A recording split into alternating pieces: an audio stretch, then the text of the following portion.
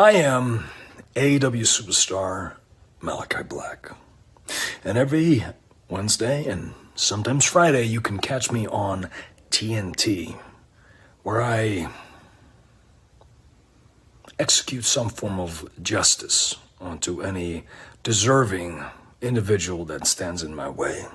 All for the improvement of the House of Black. But today I'm a messenger, which is ironic because the name Malakai translated means messenger.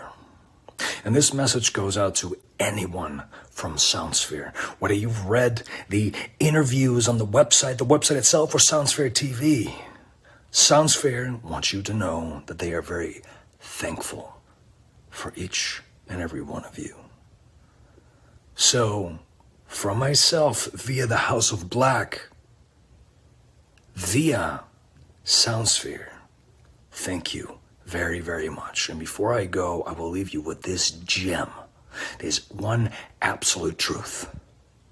The House never loses. The House always wins. Go check out Soundsphere. Thank you.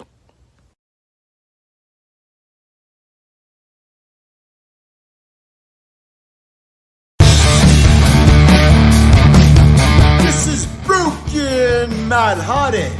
Thank you for watching the Give Me a Whole Year Wrestling Podcast.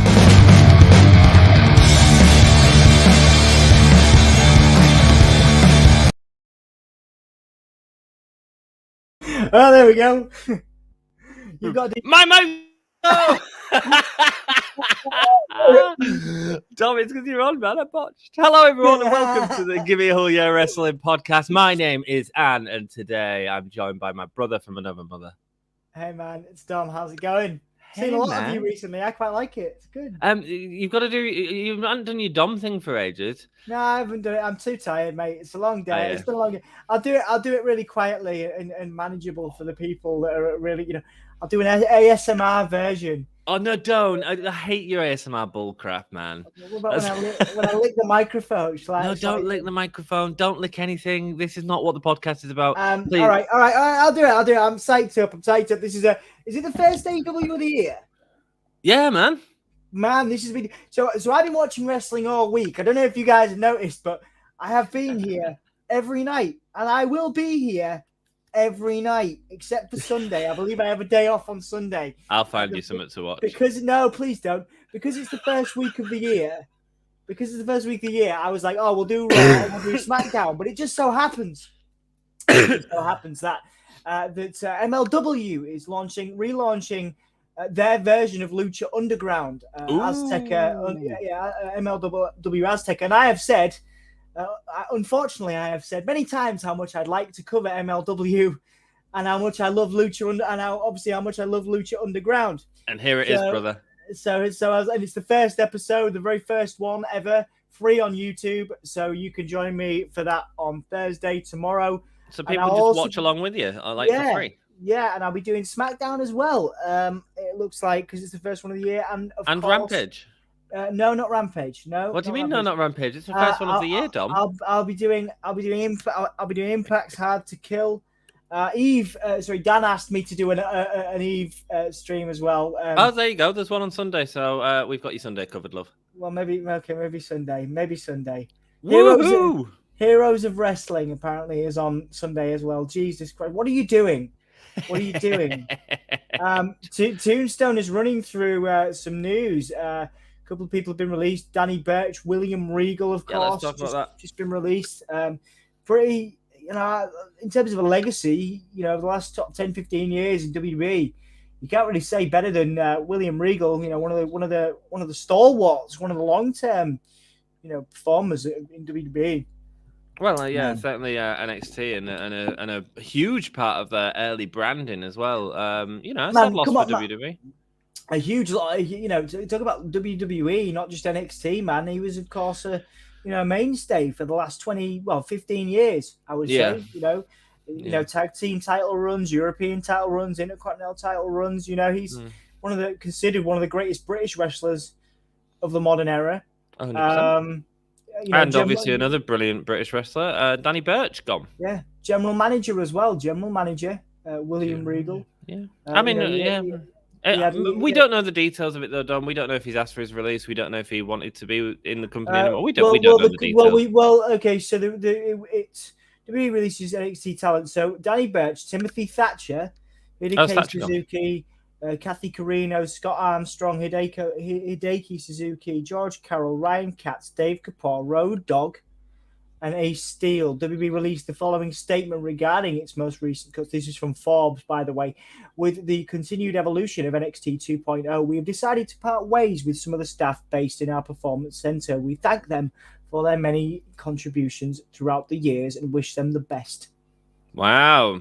Well, the show has started, Dom, so let's get straight into it. We have the TBS Championship tonight. We have Danielson versus Page 2. We have Malakai Black versus Bryan Pillman Jr. You've written all your predictions down below. It rocks, man. I love that. I have written all my predictions down below, yeah. I'm going to say hello to some people in chat, if that's all good. We've got my dude Jack. Time for a like.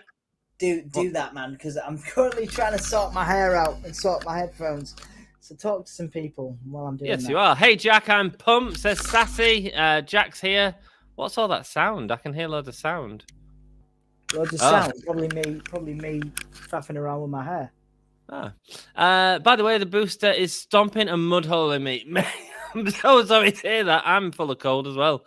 William Regal's been released. Very cool intros. Thanks, Jackie. Dom, let us share that. That was fun, wasn't it? 12 hours flaring from the booster. Oh, Lupus flaring. That's rubbish. We're starting off with Bryan and Bryan Danielson and Hangman Adam Page. Dom? Wow, man. So what a start. This is going time again. So, in your predictions down below, you have put that Hangman Adam Page wins this. Absolutely, mate. Absolutely. I don't think so. No. I think Bryan is taking the title here. No. I think we're going to get a third at Revolution. I'll bet my left testicle on it. Well, he has judges, right? So that it can't be non-DQ? Of course, the judges, yeah. Judges, so the point of that, surely, is that he gets an unfair win over Page, and Page comes back and beats him at Revolution. What you mean? Hangman wins at Revolution? Yeah, I suppose he could do that. But I don't think it'd do Hangman any harm to have like a really quick sort of lose a title, build himself back up again really quickly, because we haven't seen Hangman Adam Page wrestle enough. You know, his only match that I'm aware of has been the one against Bryan. I mean, he's had some other matches as well. Not since he's won the title. Oh, you mean? Oh, right. Okay. Yes. I was going to say, I think a lot of people, are sort of, they've discovered Hangman Page through this title reign, really enthusiastic and got excited by Hangman Page when he won the title. A lot of people now paying attention to more people than ever paying attention to Hangman Adam Page than they ever have done. And that's what I thought you were saying, but what you were saying is that in terms of a title run, he's only faced Danielson so far. Yeah, as one match, and I don't know how this continues if Page wins, and I think there's an excitement about this. I think here we go. We've got Mark Henry there, Jerry Lynn, and Big Show. Oh, but they're not heels, are they? It's a lovely jacket. Right. Again, we make Botchamania. Yes, we do. Danny Burch has been released. Yes, same Sassy, strong as in it. Tombstone Forever. Jack, Sassy, lovely to have you in chat. Dark was the first AEW of the year. There we go. Dom didn't cover that, but not stronger than us. Dom, the AEW Dark. Oh, shut up. Dom, you're watching Heroes of Wrestling. WWE never trusted or respected Darren Matthews since Survivor Series 98. Sup, peeps, says Graham. Graham, lovely to see you, my friend. Hey, Graham. Hi, Sassy. Hope all is well. I agree with Dom. Bryan Danielson doesn't need it. I agree. No. He doesn't need it at all. But I think that the story of Hangman Adam Page going on a quick chase, I think is quite exciting. Interesting thoughts, dude.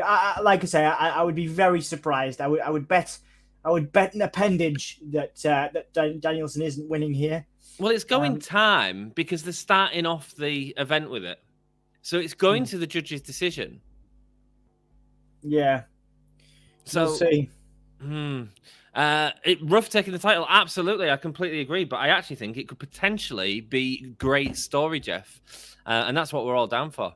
And Osage as a transitional champ would hurt him and AEW. I agree. I agree. Absolutely. Everyone seems to agree. That's fine. That's cool. Paige will win, says Sassy. Greetings, fellas. It's Joey. My dude Joey's back in the house. We got the Cincinnati brothers back in the house, Tom. Hey, man. Hey. What's up, guys? What's up? Don't die, Anthony. Mate, I'm going to have to go make a brew in a minute. I am crashing. I've not even started the stream. Like, because obviously there's been like a string of late nights with me doing Raw and whatever I did yesterday. Yeah. What did I do yesterday? NXT. There you go. Can't even remember. Now I'm sat down here. I'm like, oh my, like I'm really excited about this match. I mean, how could you not be? But like, absolutely. You know what I mean? I'm like, come on. He's doing it again. He's doing it again. Well, if you're gonna make it, I'd make it now because like you've got 60 minutes of this and you don't want to miss it. No, I'll be back in a sec, dude. All right. Bye. Bye. I think we're alone now. Bryan Danielson getting on the apron. Hi, Anthony. Hi, Mikkel. How are you doing? Lovely to see you. Hello, everyone. Sassy, you rock. Let me get my headphones in. I'm here for the ASMR. Joey, you are getting 0 ASMR from Anthony. Apart from coughing. Maybe that's the thing. I don't know. Hi, Sassy 2028. The Dream Team are back. Dale, we are back. We are ready for this first Dynamite. Let's see what 2022 is going to bring us. Joey got Ant choked up. He did, man. He did. Oh, myself choked up. Oh, my God. Shit, sorry. Excuse me. I haven't eaten since Monday. Oh, dude. I'm thinking of just opening the street door and getting a takeaway. Do it, dude. Do it. It'll help you stay up because you know that this is going to be an hour of cool, intense wrestling. And it's starting off nice and slow with the two feeling each other out again, which is exactly what we like to see from these two. That last match they had was brilliant. So it's time to see what we can get. Guys, share out the stream. Let people know you're watching. Put it on the Twitterverse and Facebookverse and just call your nan. Call your nan. Jack, get some tea. Indeed, Jack. There you go. Get some food. Sassy, looking out for your health.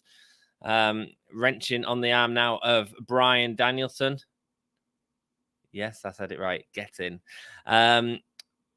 Big dive from Adam Page. Onto the outside. Onto Danielson. Going up to the apron. Nearly slipping as he got onto the... a moonsault that completely misses. And Bryanson is back. But he gets a powerbomb onto the apron a la Kevin Owens. A la Kevin Steen. Hope that's not an Omicron crossover. Mate, I've been real sick over the last few days. And, he's setting him up for the buckshot already. He crawls under that apron, rolls out of the ring. Thank you so much, everyone in chat. Say hello. Hit that like button. Really helps us out. Let's see who we got in here, babies. I had a really bad cold over Christmas. I worked on New Year's Eve. Sick as a dog. Lateral flow test. I mean, he's selling his arm, but his face went into the front of that barricade then. Ouch. Went for a PCR test, came back negative. So I've done everything I can. I don't think it is, but it's a horrible bloody cold. Let me tell you, brother. Teacher. Hello, WWE Thomas fan. You don't have to call me teacher. Just call me Ant. Can anyone tell me who was the first president of the United States? Big Show. Will. What welcome to the screen, Thomas. How are you doing, brother? Lovely to see you. Do do do do do do do do do do. That was Thomas Tank. Did you want it? Do do do do do do do do do do do do do. I said the most famous hour match is Bret Shawn. Yes, I'd agree. The hour match. It's also the most overrated. Triple H, Rock, and Paige Danielson are easily better. It's the first big one, wasn't it? Like in WWE, I guess. So I guess that's. I guess that's why. It's a great match. I think that it suffers in the in the 30 to 50 minute mark. I think it sort of slows down a bit there. As a patron supporter, Graham says, I demand tribute. Graham, This is the greatest and best song in the world. You are the greatest patron supporter we have, apart from the other person who's a patron supporter, and I wouldn't like to offend them. Also, send me hugs. Mate, Cuddles, my boiler was declared dead by the boiler man this morning. Mate, you need to get Mick Foley into your boiler room and get that stuff sorted, man. Get that stuff sorted. Hope you're doing well, Graham. Lovely to hear from you, my friend. Love you very much, man. Getting food with a broken ankle is fun. I can't imagine it is. The first protest was 6-star General George Washington. I think it was a joke, Jack. I mean, I love the fact that you're showing off with your history of American history, but well, this Saturday I'm getting a WCW game for PlayStation 1. What? Where are they cartridges? I'm joking. I'm old enough to remember PlayStation 1. Cool. Which one? That's cool. Graham is laughing. Glad you are having a good time. And glad you're all having a good time. Please hit that like button. And please welcome back my brother to another mother. Yes. It's Dom. Please do give us a like the video. It helps our channel grow. Also subscribe if you haven't already. We are on the road. The long and winding road to 1,000 subs. We are on 885 as it stands. So please do support us if you are coming to join us or you join us later.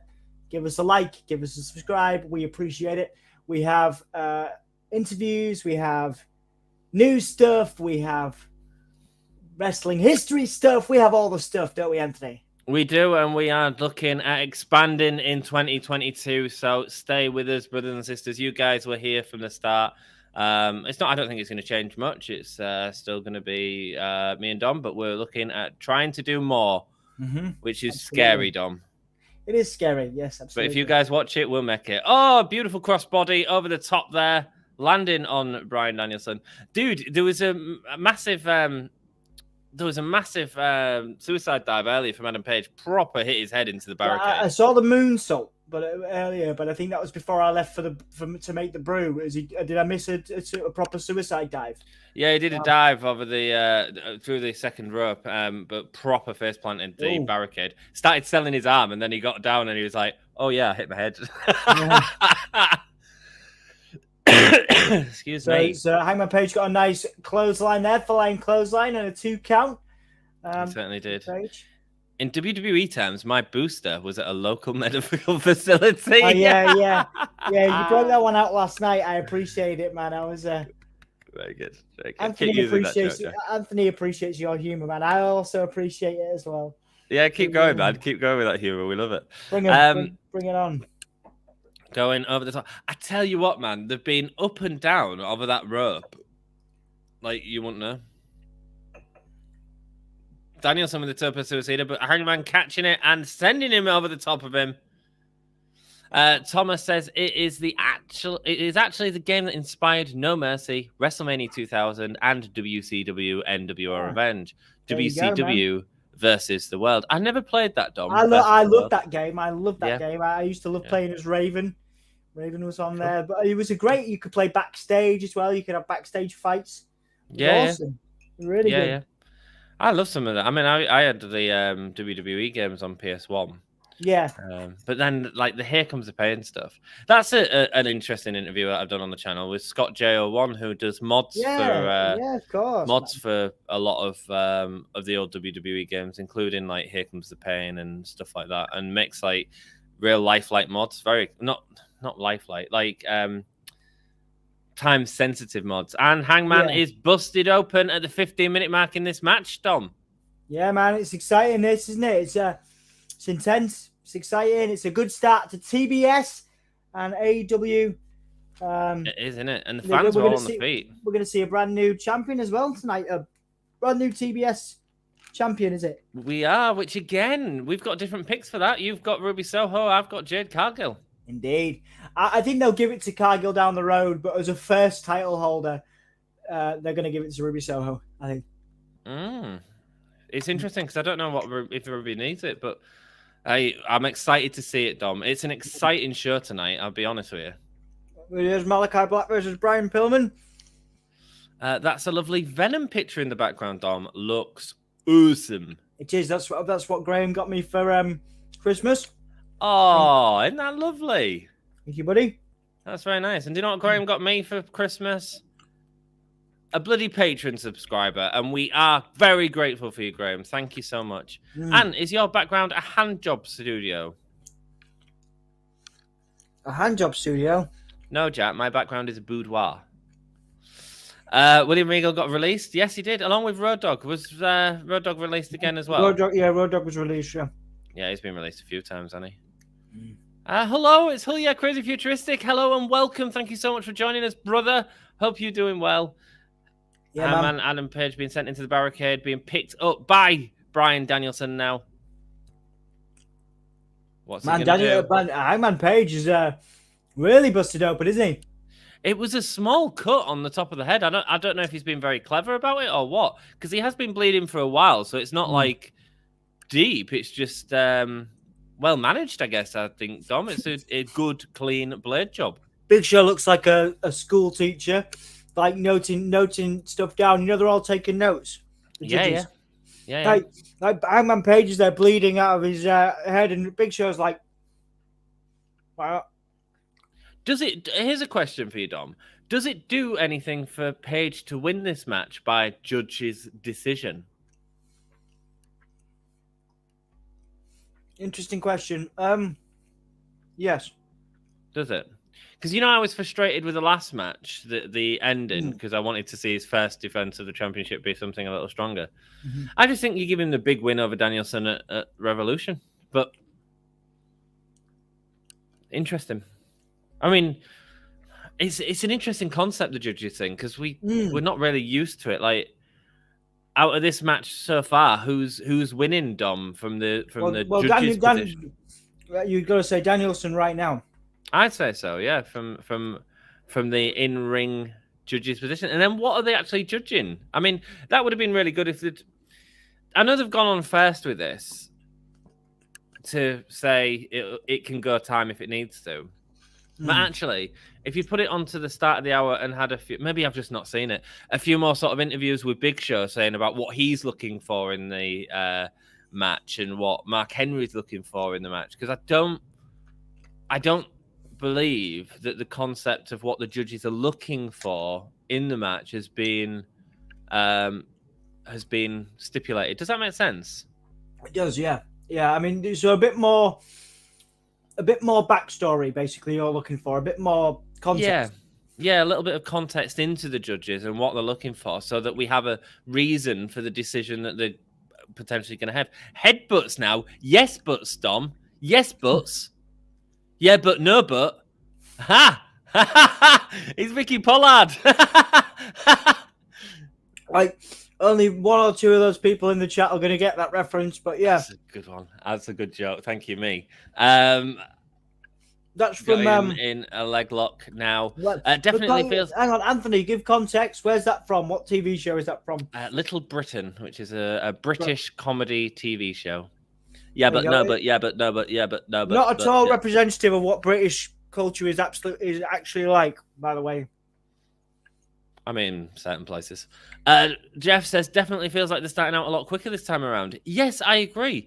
And it works. And the reason it works is because we've got the history behind the match. We've already seen them feel each other out. And while we saw a little bit of it at the beginning, like we can get into it a bit more now. I just hope they can go time. Have they done any adverts in the American version? Let us know, guys, when they're going to adverts, because it'd be interesting to know the... Oh! Is that a Death Valley driver? Nice. It was, yeah. Really nice catch there from him as well. He gets a point from me there, Dom. Nice. Should we be the judges? Yeah, go on. Cool. I give that a 7. 7 out of 10. 7? 7? Definitely feels like they're starting out a lot quicker this time around. I can honestly say I've never played a WCW game, and I'm a big gamer. There we go, Graham. So check out a WCW game. Yeah, Raymond. Hello, Raymond. You beautiful man. You. Thank you so much for joining us. You'll probably be able to find. You'll probably be able to find some WCW games online, man. As in like to play online to stream. Yeah, they emulation. They are that old now, aren't they? Emulating, yeah, defo. Hull, yeah. Hi, Ant. Did you ever find out Jade the Snake's health is? No, I didn't. If anyone can do a little Google on that in chat, that'd be really interesting. I think he's all right. I think he got COVID the other day. Oh shoot! He got COVID the other day for the first time in a couple of So he never had it before, and then he got it. Oh, landing on his feet after that German. Bryan going for the clothesline, but Adam Page catching him with the German on the same run. How do you score that, Dom? I score that with a solid 7.8. Yeah, I'm going to give that a good 9 actually. Finger looking good. No, I'm thinking of WCW Mayhem and ECW Hardcore Revolution. Okay. I had Hardcore Revolution. That was they did a backyard wrestling game, didn't they? That was the ECW. No, they did. No, there was another ECW. There was an ECW game, which was great. I loved that too. What was the backyard wrestling one with the dudes from Insane Clown Posse? Insane Clown Posse. I know which one you mean. Yeah, I know. Was it called Backyard Wrestling or something? I mean, it was awful. It was hard to play. Oh, high boot knocking Daniel Loopy. Blood everywhere, man. Early point in the match for this to happen. Yeah, going for the brainbusters. Oh, that could have been dangerous, wouldn't it? They landed going on over the top. Amazing! I'm a bit behind you. But so I've just seen Paige go into the post. Yeah, man, I've just hit live again, so I should be there. Yeah. Sassy says Ruby. Sassy's got Ruby winning. I'm doing good, just chilling, watching AEW. Well, thank you for joining us and watching it with us, Hull. Yeah. How are the judging? What scored? I don't know. Yeah. Hey, when is the top 5 for Ruby Soho? At some point soon. I've been busy doing other stuff on the channel, behind the scenes, and then actually not doing anything as well, Dom. Yeah. Hours though I spent on that. Thomas Fan says, me, Big Show. Did he steal the last slice of pizza for me? Big Show. Jeff Adams, I think Paige gets a win at 59-59. Oh, pulling Daniel Bryanson into the post. I love listening to you comment on Bryan Danielson matches. Screw it. Daniel Bryanson. Yeah, Daniel Bryanson. There's also not rounds to judge, so how do you score it? Yes, another thing, like they do have British rule matches. We've seen quite a few of them in NXT UK recently, which have been some wonderful friggin' matches. Little Britain hasn't aged well. Not a lot of 90s comedies have aged very well. No. Some of the actors that came from there are doing very well though now. There's a guy called Reece Shearsmith who's obviously from Hull, who's doing really well now. I think he was in Little Britain for a bit. He was in the most more famous for League of Gentlemen. Yeah, League of Gentlemen as well. He was in the most recent Venom film. Yes, he was. Yeah. Doing well. I was working with him the other week actually. Oh yeah, was he? What was he back for a production or? It was Inside Number 9. It was his TV show. Yeah, I know he did a TV show. His TV show. Oh, now Adam Page is doing the jumping jacks in the ring, Dom. Showing off. Showing off. So you were working with him. Was he bringing did he bring that show on tour then, or? No, so it wasn't the show. It was like almost an insight into the creative process of it. It was like a sit-down interview. It was really cool, and they were both real nice blokes as well. I was having a good chat with them. Did you talk about being from Hull? Did he discuss? Oh yeah, the crowd. I mean, everyone knows he's from Hull, and he had his mum and I can't say that. I can't go into personal details, but yeah. His family were there, but which was nice for him. So. And he hadn't seen him for a long time, so that was good. Oh, that's lovely. That's really nice. Because of COVID, obviously. There we go. Yeah, of course. Who cares? Only 10 people watching. An actor in Little Britain, Rolf Saxton, plays the president. He also plays George Stober in Broken Sword, which me and Dom are live streaming elsewhere. Check it out over on the Soundsphere page. Yeah, thank you. I was like, we can say that, Graham. We can say Soundsphere on here. It's not like we quite frequently promote each other's stuff on. We promote each other's bits, don't we? All the time. Why? What do you promote of me? I promote you all the time. You just promote me? I promote you all the time. I put you on things. Oh, man. Oh, wait. Brian's. Danielson just did the no thing as well. Very good. Oh, he looks exhausted, but he's bleeding heavy, man. I mean, that's... Yeah, when did Danielson get cut open? That's some thick blood.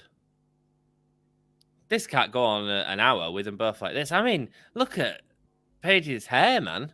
Yeah. When did Danielson bleed? When he went to the outside. Yeah, is that when he got busted open, really? Huh? Yeah. ECW Total Anarchy. There you go. Oh man, that grosses me out when people do that, but I appreciate it. The blood from Hangman Page on Bryan Danielson. They'll have a lot of safety checks in. You know that. You know AEW will look after them. ECW Total Anarchy rated T for teen. ECW Hardcore Revolution, in some reason, was rated M for mature. And Total Anarchy was more violent than Hardcore Revolution. A nice man. Hardcore TV was the other ECW game. WCW versus NWA on N64 legit. I'm glad that you're all having a good time, reminiscing about old video games. If it's not said how they score, I'd say it'll go to a pin. Interesting. The best wrestling games were the 2D ones by M. Dickey Underground and Awesome. Cool, man. I don't know them. Now I know that. Soundsphere. I thought with this being wrestling, I had to badmouth the other brand or call it the competition. No, we call Gimme a Hull, a Soundsphere thing when it fits. When needed, we call Gimme a Hull. When it means we can get some interviews. Yeah, we call Gimme a Hull, a Soundsphere brand. When it's necessary. Massive suplex off the top rope. The blood is everywhere. I'm kind of worried about Danielson. It's heavy. It is heavy. I don't know how he's done it though. I missed where he did it. Why does it look like they just went to McDonald's and got a bunch of ketchup packets and squirted it onto their face? Because that is how blood looks. It's funny. I was talking to our lass about blood, and she was like, "Oh yeah, but they don't actually like cut themselves." And I was like, "What do you mean?" And she's like, "Well, it's fake blood." I was like, "It'd be more difficult to fake blood." Oh yeah, totally. Like bring it in, stuff like that. Yeah, no, it'd be really difficult. Blood capsules they use occasionally in the mouth. We've seen WWE do that a few times with Roman Reigns. I remember specifically in the last 2 years. Oh, hits a dead eye on the outside. Yeah, so I'm a little bit ahead of you again. Oh, what? Why is this? So for me, Hangman's getting ready now. He's getting ready for the bug shot. Yeah, getting ready for the bug shot. He looks, man, that's a screenshot if you ever got one. It's great, isn't it? Hangman Page, with his eyes wide open, the blood. And Bryan Danielson collapsing. Collapsing. Oh, look at that blood, man. That's too harsh. It's almost as realistic as Holtby City. It's almost Dustin Cody levels.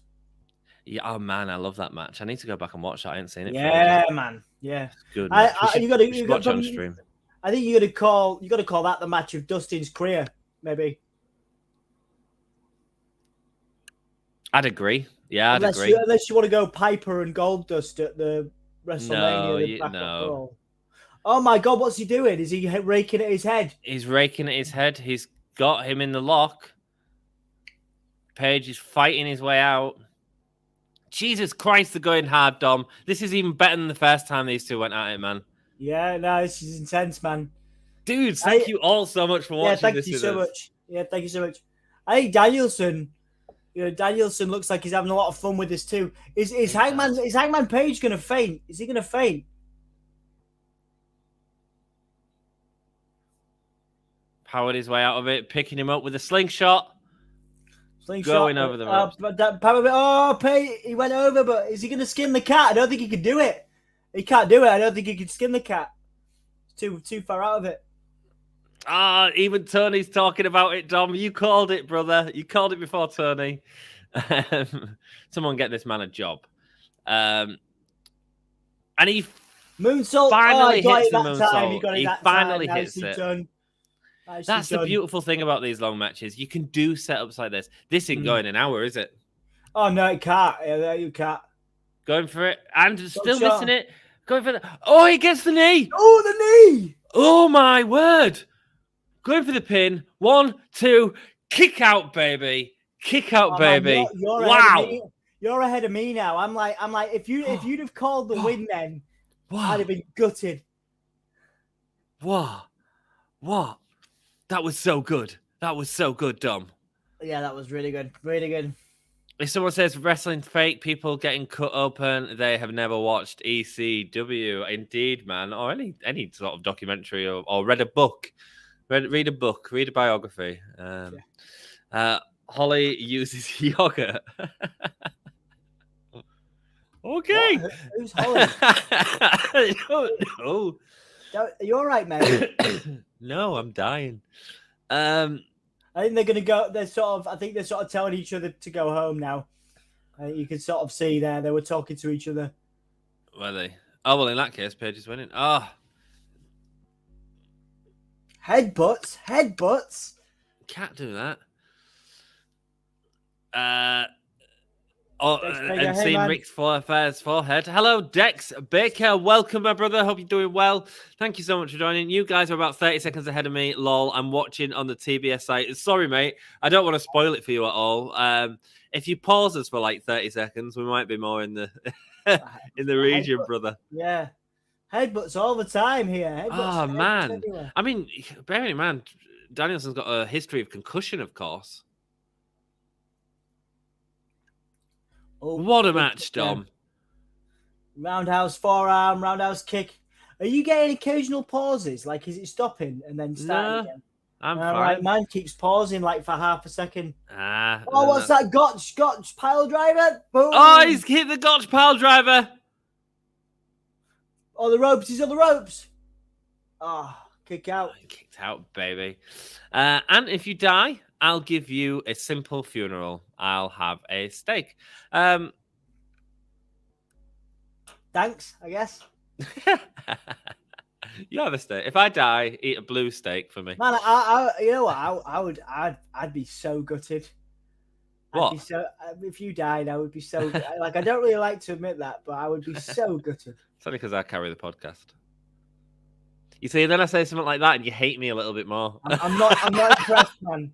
What? I'm not impressed with statements I'm like not that. impressed. I'm disappointed. It's good to see fans with face masks back as well, to be honest with you. Yeah, absolutely. Just do the stomps now. We're getting the stomps. I don't think they did say go home, Dom. Jesus. No, maybe not. Like, maybe they're like, fancy another 30 minutes? He just said to him, halfway there, brother. Halfway there. Oh, Are you ready for the cell to drop in? Yeah, what a visual there. Danielson smiling. Oh, counted that time. Powerbomb. Jesus Christ, these two are going hard, Dom. These two are going hard. I think you might be right. I don't think he's got triangle. Got the triangle locked in. I don't think they've got enough to go. An hour, man. I mean, I don't think they've got enough blood. Hangman powered out. Hangman powered out now. He's got the ankle. Oh, I hate that. I hate that ankle lock. It looks real dangerous. It looks real bad on your ankle. Graham talking about my funeral, saying they don't serve steak at McDonald's parties. They serve Angus steak, Graham. Jack says, "Oh, my back." Yeah, that's because you carry the podcast, Jack. Hey, Gav, welcome, brother. Thank you so much for joining us. Nice to see you on Eve's stream earlier on, as always. Miro returns tonight with the one and only Lana. That'd be cool. I'd be up for that. Interesting. You've got a big prediction. Yeah, I think we'll go into that later. Yeah. Backdrop driver. Hey, Jack boy. What's a backdrop driver? I saw the end of it, but what's a backdrop driver? That's just weird. Lift him up, drop him on the back. Does he catch it? Oh, does he catch him? Yeah. Yeah, okay. And then drives. Like a pile drive, like a tombstone sort of thing, but reverse. Yeah. I've strained carrying the podcast. I knew you'd say that, Jackie boy. I knew you'd say that. Buckshot. Boom! Oh, he's hit the buckshot. He's hit the buckshot. That's it. 1, 2, 3. There you go. He did it. I told you. Well done. My nuts are safe today. What a match. What a freaking match. It was great. So are we getting a rematch between them, do you think? No. Can Danielson argue that he deserves a rematch? No. My only problem with that was, what was the point of the judges? I guess it was to make people think it could go the hour. Right, okay. But at the pace it was, man. I mean, match of the year, easy. That's it. Well done, Hangman Page. I mean, we're only in the 6th day of the year and haven't watched any of New Japan, actually. No, I'm looking forward to catch up on that. Lucha Brothers and Jungle Boy Luchasaurus. MJF in action next. I don't think that was announced originally, was it? So again, this is what you can do when you tease an hour-long matches. Like, you can quite happily put other stuff in, Absolutely, and I think that worked really well. The time was good. I think it worked well enough. Oh, dudes, what did you all think about that match? Let us know in chat right now, babies. So good. Very impressed. Very easily impressed. The match of the year, Dom. Well, yeah, absolutely. The match of the year. You got it this time. Yeah. I'm gonna take the plunge and start streaming on Twitch. Gav, you do it, man, and let us know, and we'll quite happily tweet you out, man. Anything we can do to support you guys is important to us, as well as supporting each other. Apparently, Mackie D's used to do pizza. Did they? No. I don't remember that. No. Graham, no. I like McDonald's, but I couldn't eat a pizza from there. They do like wraps. The cheese is fine for burgers, but on pizza. I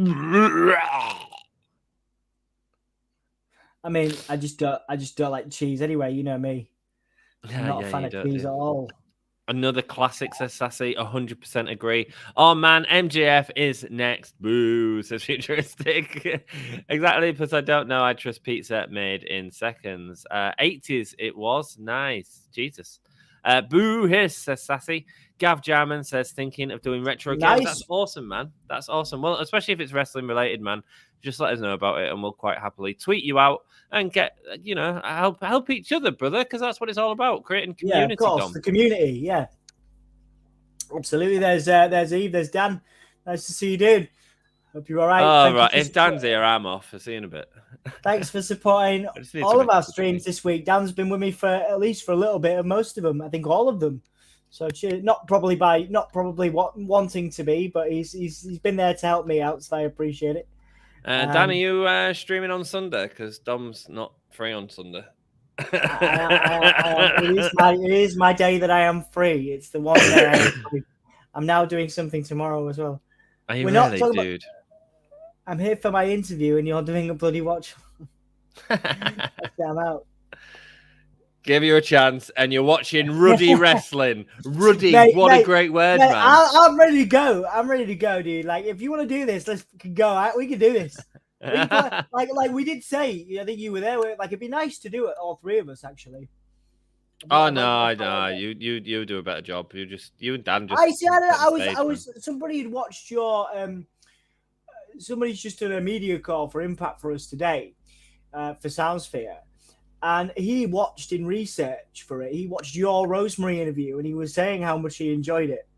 And I was like, "Yeah, Anthony's your interviews are much less intense and serious than mine. I always love your stuff because it's just relaxed. You know what I mean? We've got different styles. It works for different people, you know. Yeah, and I think that's what's good about our channel. We've got two people who will love each other.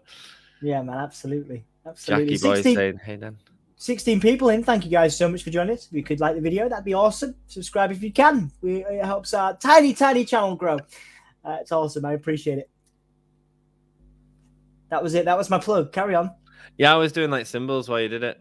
You were doing that. You were doing that earlier, and it was making me laugh my ass off. What, during the Malakai Black? Dude, intro, yeah. We had like 3 people watching at the start of this video. Like, go check out the introduction that Malakai Black did for Soundsphere magazine. It's freaking cool, and it's at the very start of this video. So go check it out afterwards. Dom, I'm just going to make a cup of tea, mate. Can you carry on with the comments? Cool. Yeah, sure. Man. We're not talking about the cheese mule thing. We're not doing that, Graham. That's a traumatic part of my life. Cheese mule. It's a traumatic part of my life, and we don't need to revisit it. Why would you do that to me, my friend? Why would you do that?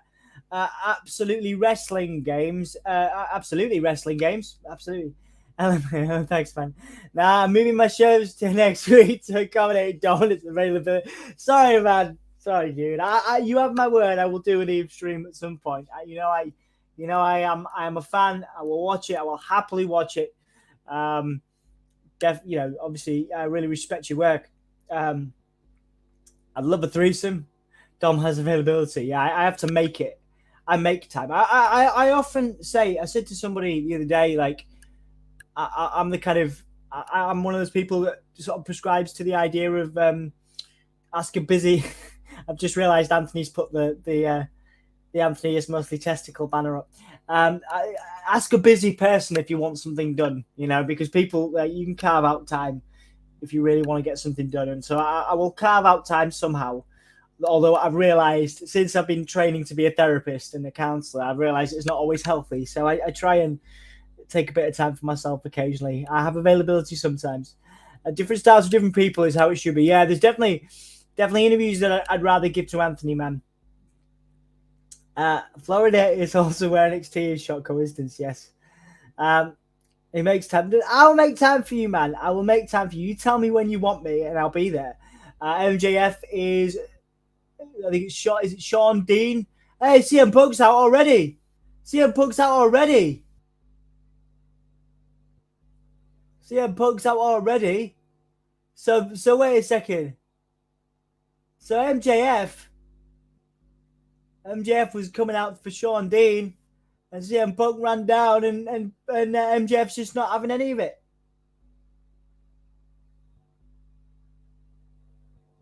MJF's not having any of it.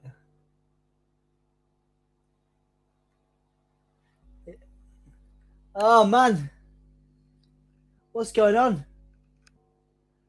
CM Punk GTS to Sean Dean.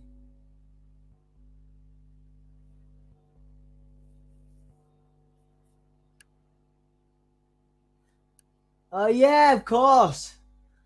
Yeah, Sean Dean wins as a result of DQ. So MJF goes into the new year with a loss. Nice one. MJF's got a losing streak as we go into the new year, thanks to CM Punk. Have I seen the Chiron? No.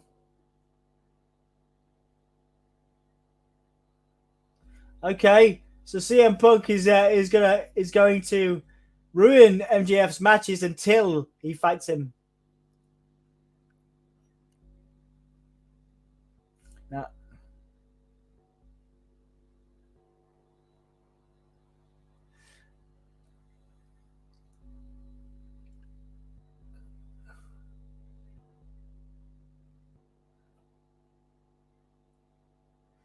MJF saying everything that comes out of CM Punk's mouth is fake and induces boredom.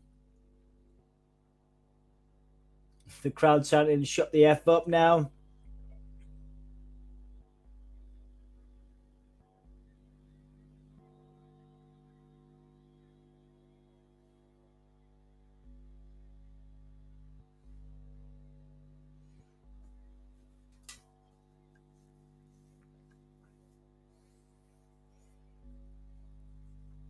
MJF knows the truth. And the truth is, deep down, CM Punk knows that he is nothing without MJF. MJF makes CM Punk relevant according to MJF. And Tony Schiavone just said the BS word on call Bulls.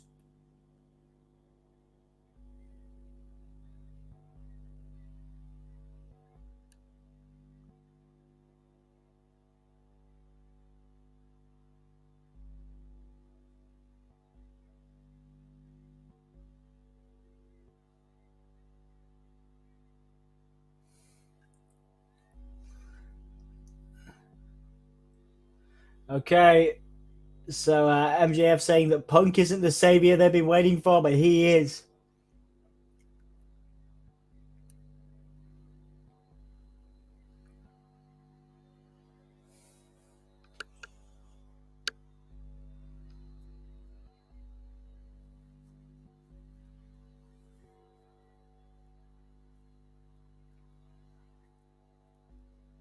We get PG Punk chants here. The crowds on the side of MJF here.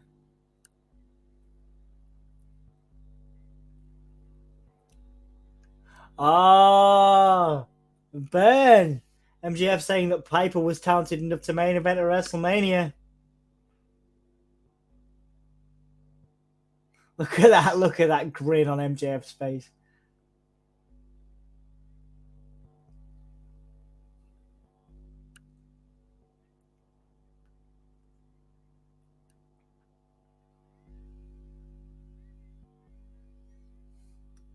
Oh, MJF saying if he's not showing respect round here, maybe he's going to main event in WrestleMania.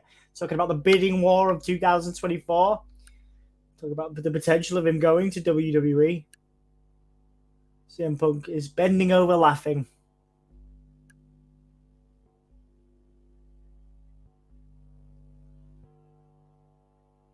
CM Punk says all he's trying to do is kick his ass.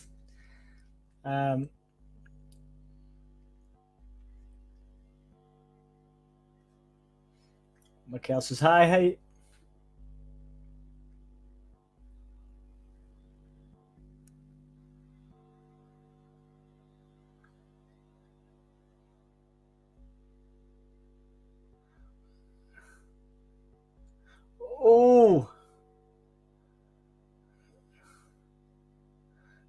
Oh, some shade thrown at WWE, saying go away. Main event of the fourth night of a buy one get one free extravaganza, and then get released.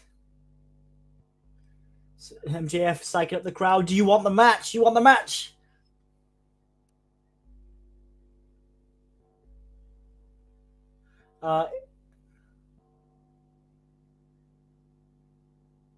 CM Punk versus Wardlow next week on Dynamite, and we knew that was coming.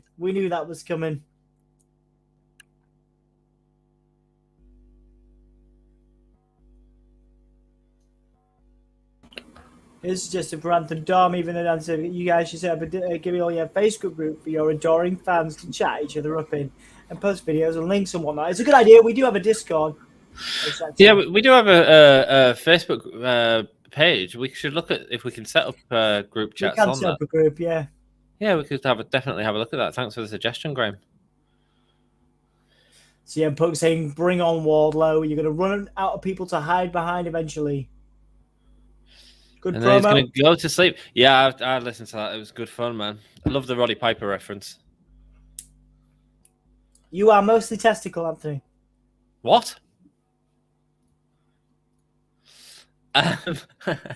Discord is too advanced for my technophobic brain. I can't get my head around it, man. I mean, I need to use it more.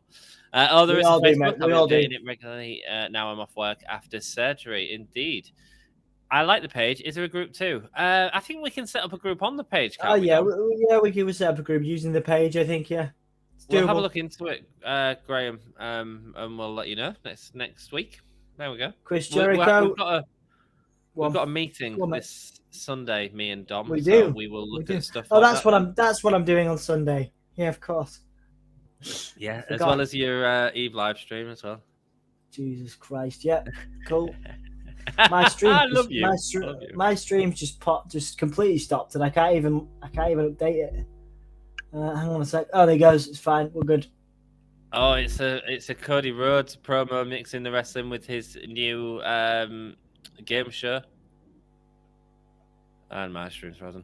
Good question. Do you know Dom or Ant? What? I don't know. Oh, to Graham.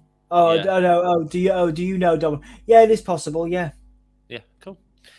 2024, his contract's up. Extremely long-term build. Yeah, man. And he's not. Yeah, he's done some good work. He's done some good work, actually. Dom is neglecting the comments. Bring back Ant or we riot, Dom. I've had that loads, actually. People really want you, you know? People want the comments read out. It's not about us. It's about them. You know that. I'm going to get a big bag of Doritos in protest. Oh, Jack's getting serious.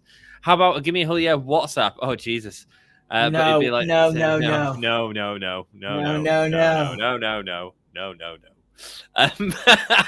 welcome. I'll take 80% commission and reserve rights to the likeness for both of you. Thank you, Graham. I mean, I'm sure it's just a button we have to press on Facebook, but it'll be doable. It'll be doable.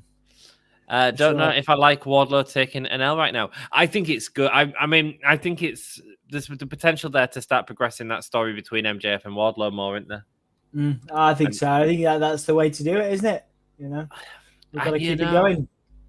So I don't know if Julia Futuristic is still here, but one of the videos I'm looking at doing, which I started writing yesterday, is a top 5 picks video for reasons why I would return to watching WWE. Oh, that's a clever one. I like that. Yeah. And part of that is about the story. Look at AEW, the way they're like navigating all these stories. Do you know when you have a feud with someone, you don't have to do that matchup every week. You don't have to have them every week. You can have like, and the thing that AEW do so well is factions, because they've got all these factions. You know, CM Punk can face Wardlow. CM Punk can then face FTR, and it's all part of the pinnacle. You know, a Sean Spears, whatever. They do that so much, and it's a really clever way of telling a story, and it requires a lot of thought. Yes, absolutely. And clearly, that's Tony Khan's heart, man. That's what he's into. You know, he's into figuring it all out. You know, absolutely. It's interesting because a lot of people are very high on AEW, and we, of course, are high on AEW. I have more than anybody. I've turned on to AEW this last year. But one thing that's come up recently, as in this afternoon, this evening, is the conversation of why AEW have ceased to open the forbidden door to companies like Impact.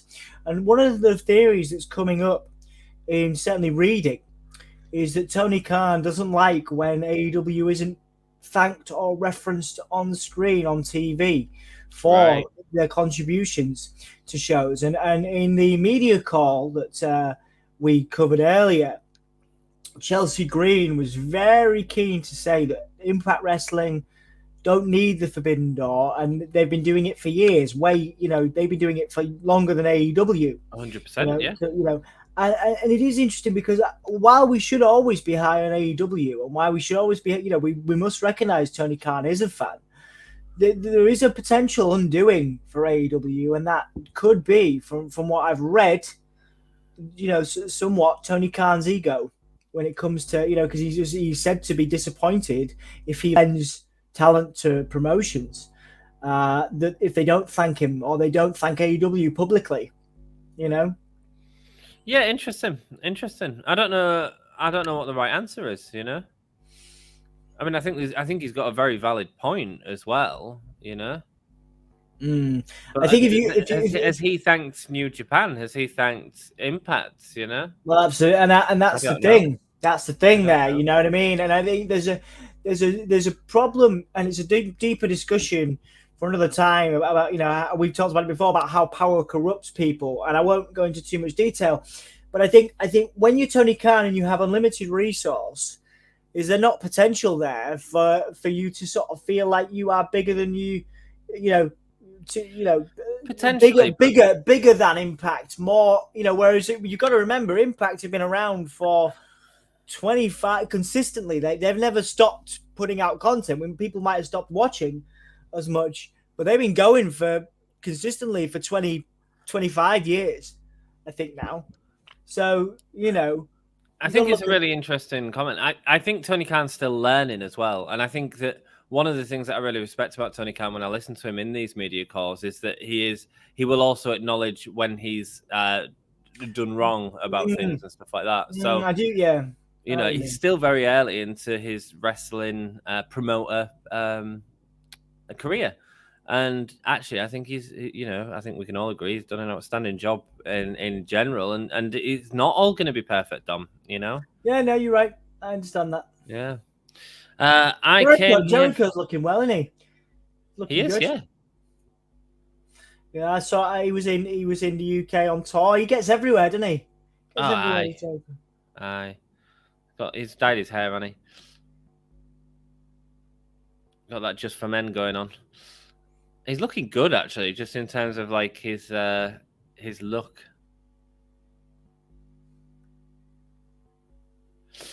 Don't know if I like Wardlow taking an L right now. It's all about the story. I came here for Dom, but I stay for thanks, Graham. Man. You can have, what you can have for that, Graham. You can have a champer clap.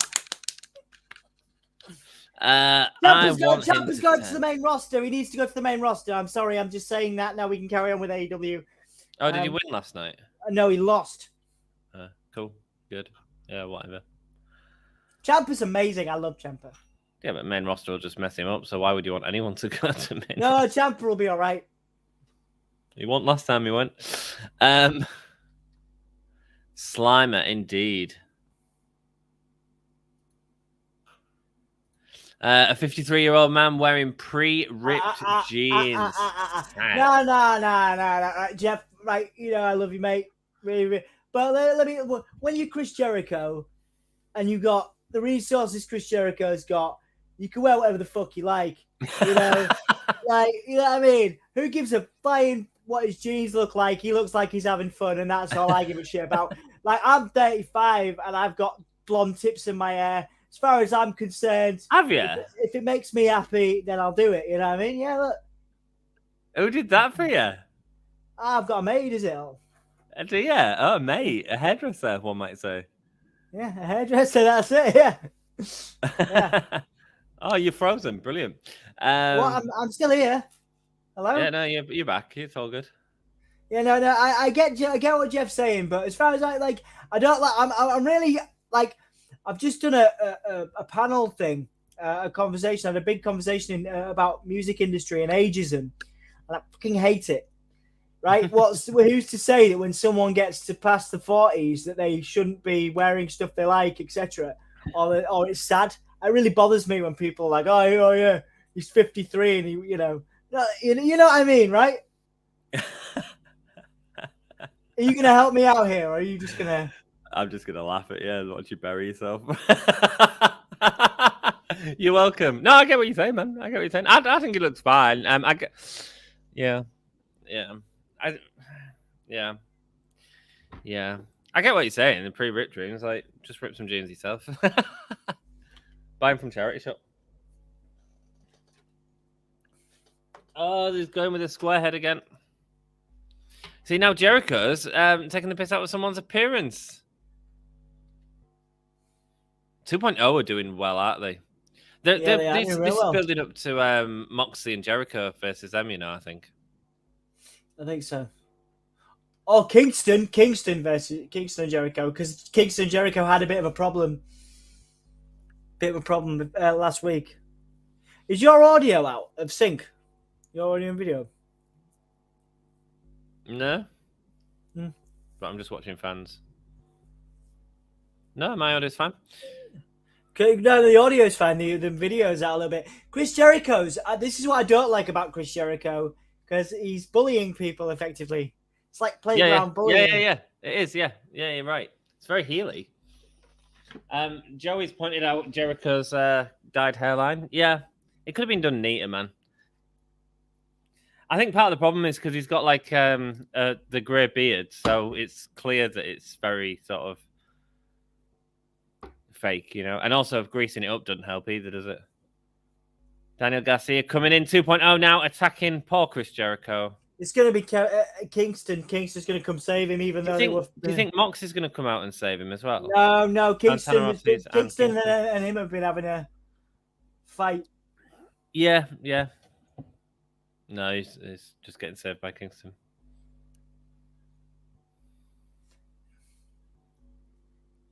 Oh, they're all fighting on Rampage, Dom. Nice. That should be good fun. They do good 6-man matches as well. They do, really good. That'll be really good. That'll be really cool. No holds barred, yeah. Excellent. Good for 2.0. Who's this? Jake Atlas? Yeah, Jake Atlas is back. Yeah, he came out of retirement. He was retired. Oh. That's Stonewall DDT. Yeah, I love that. So he was in NXT, of course. Yeah. And then he retired. He retired for his mental health and then came back out of retirement. Great. Red Dragon.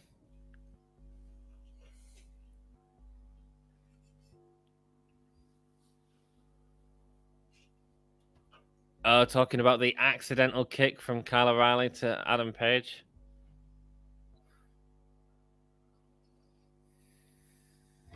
Together we are unstoppable. Pitch. Adam Cole pitching for the Bucks and Red Dragon to team up together.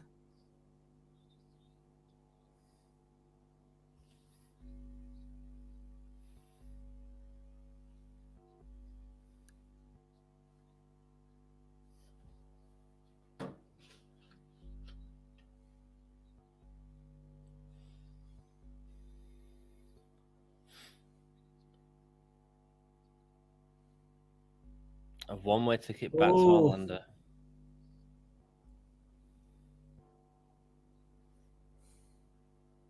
Referencing Brandon for a minute.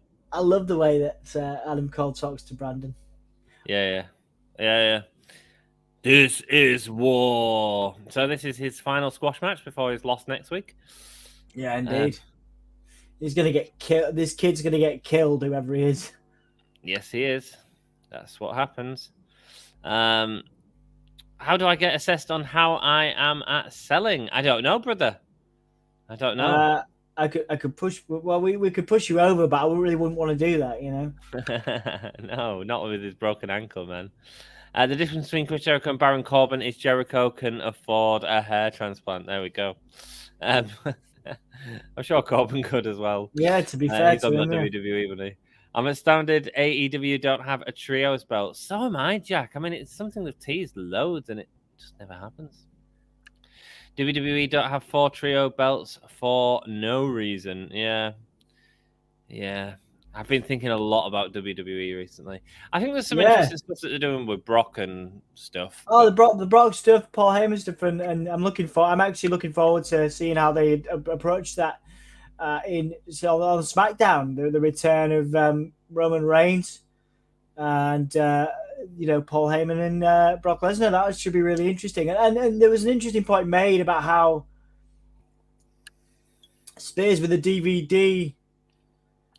DDT, not a DVD. No, it was DVD. It was a DVD. It was a was it? Oh, right. So it was. Wardlow doesn't need his help. He's getting frustrated. Come on, baby. Acting like Jimmy Hart, Sean Spears. Channeling Jimmy Hart. I would say the spirit, but he's still there. Powerbomb. No. Powerbomb. Playing to the audience. He's doing such a good job of this, man. Yeah, he is. Mr. Mayhem Air, says Eve. Playing to the audience, but not liking Sean Spears telling him what to do.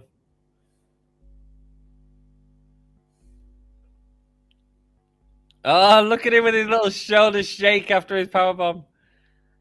Going for another one. Sean Spears getting peed off.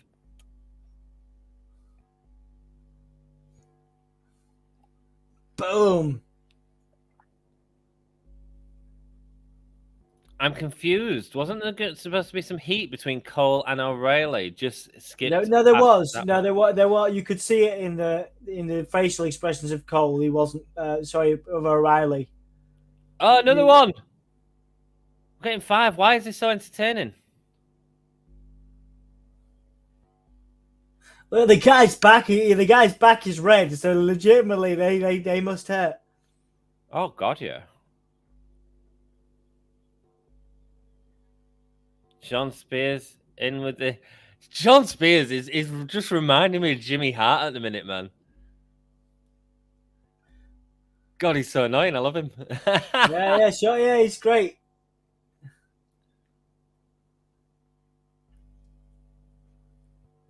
Very good, Mr. Mayhem. Cole did reference the super kick that he received on the apron at the start of the promo, but you're right, they did just sort of skip past it. But maybe it'll expand in the next sort of matches. I'm going to assume. Why would the ref start the match with a wrestler on the ground? I didn't spot that, Eve. Eve spotted that. That is a bit frustrating, Dom. Yeah, from a technical wrestling perspective, for sure. And also, based on the fact that you've earlier on had a DQ with CM Punk based on rules of the match, and then you're breaking the rules later on. Yeah, absolutely. Very good point. Anthony is McMahon curious. What? Don't worry, mate. It's probably just a phase, but if you're concerned, we'll ship you away to your local medical facility to be cured of your madness. Now, I think the world of AEW, obviously, but the presentation of Wardlow in some ways has been lacking in logic. Yeah. There's something going on there. Yeah, I do see that. Yeah. I mean, I kind of enjoy sort of squashes and stuff like that, and I'm really enjoying how he's playing it. And as a performer, he's working with the crowd really. He's doing some real nice stuff there. And the power bombs, the repeated power bombs are cool. Yeah. Well, I loved when Strowman first came into WWE with his squash matches. You know, James Ellsworth and stuff like that. The James Ellsworth stuff, that was fun. Yeah, it was silly, but it was silly, but it was fun. You know. He looks great, and I think Wardlow is looking good. I agree that Wardlow is looking a little bit daft in terms of sort of not acting on some of the pushing around that's happening. But Tony mentioned the Heat immediately after the promo. There we go, says Dexy Baby. Like, why does he keep getting these types of opponents? Why hasn't Jungle Boy got these types of opponents too? I get what you're saying. If you're going to say it's a competitive brand, like if Wardlow's moving up the ranks, why is he not? Yeah, I see. Yeah, if you're going to do it as a sports type presentation. Yeah, that's a good point. Yeah, very really good point. Classic Knox, says Joey Bellbottom. So Knox has noticed that the person who started the match with him on the floor was Knox. I think the booster code is on the way out. Good for you, Jack. I hope you feel better soon, baby. Yeah, mate. Excited for you. Excited for you to feel better. Jeff, again, rules. We're talking the Crypt Keeper here, referencing Knox again. The Powerbomb gimmick, that's 911 in ECW in 94 and Sid in ECW in 99. Classic Heyman booking, and it's working. But the logic of how he's in these matches, but the others aren't. Yeah. It's difficult, isn't it? Because what you're talking about really is an entertainment product as opposed to a sports product. And we've been told that AEW is a sports product, or that's what it presents itself as. Dan's got a wonderful point. Dan always has good points. So. Yeah, of course. Yeah, of course does. They recap this feud between Statlander and Layla Hirsch quite a lot recently, yeah. Loving the fact they're referencing a lot more on Dark and stuff like that now and what's happening. Yeah, I think that's important to do that, actually. It is. Because we don't have time to necessarily watch it all. So let's keep up to date through little things like that. 20 seconds and we're updated that these two are still feuding. Here we go. TBS Championship match, Dom. So, your pick. Ruby Soho. My pick. Jade Cargill. Why have you picked Ruby Soho? Why have you picked Jade Cargill? Because I don't think Ruby needs it.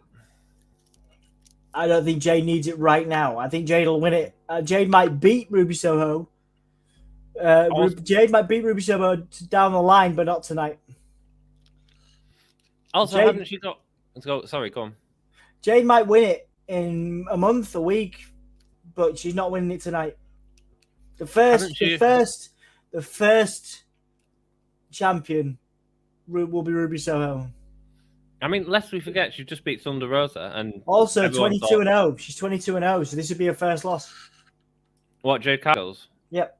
Oh, well, that's not happening then. It is happening. Nah. I'm 1-0 over you tonight. You are? A family are in attendance though. Oh, I think you just lost another testicle, my friend. It's all about the boom, says Jackie Boy. Yeah, it is, man. Update on Mox. Oh, what's the update? Have I missed something? It just needs a couple of lines of dialogue to explain it. That's all. It's the fact that there isn't the lines that bothers me. Details are important, in my opinion. Absolutely, man. Todd Johnson over on the Facebook page. Hope you're having a great day. Dude has said, go Ruby. Yeah, let's do it.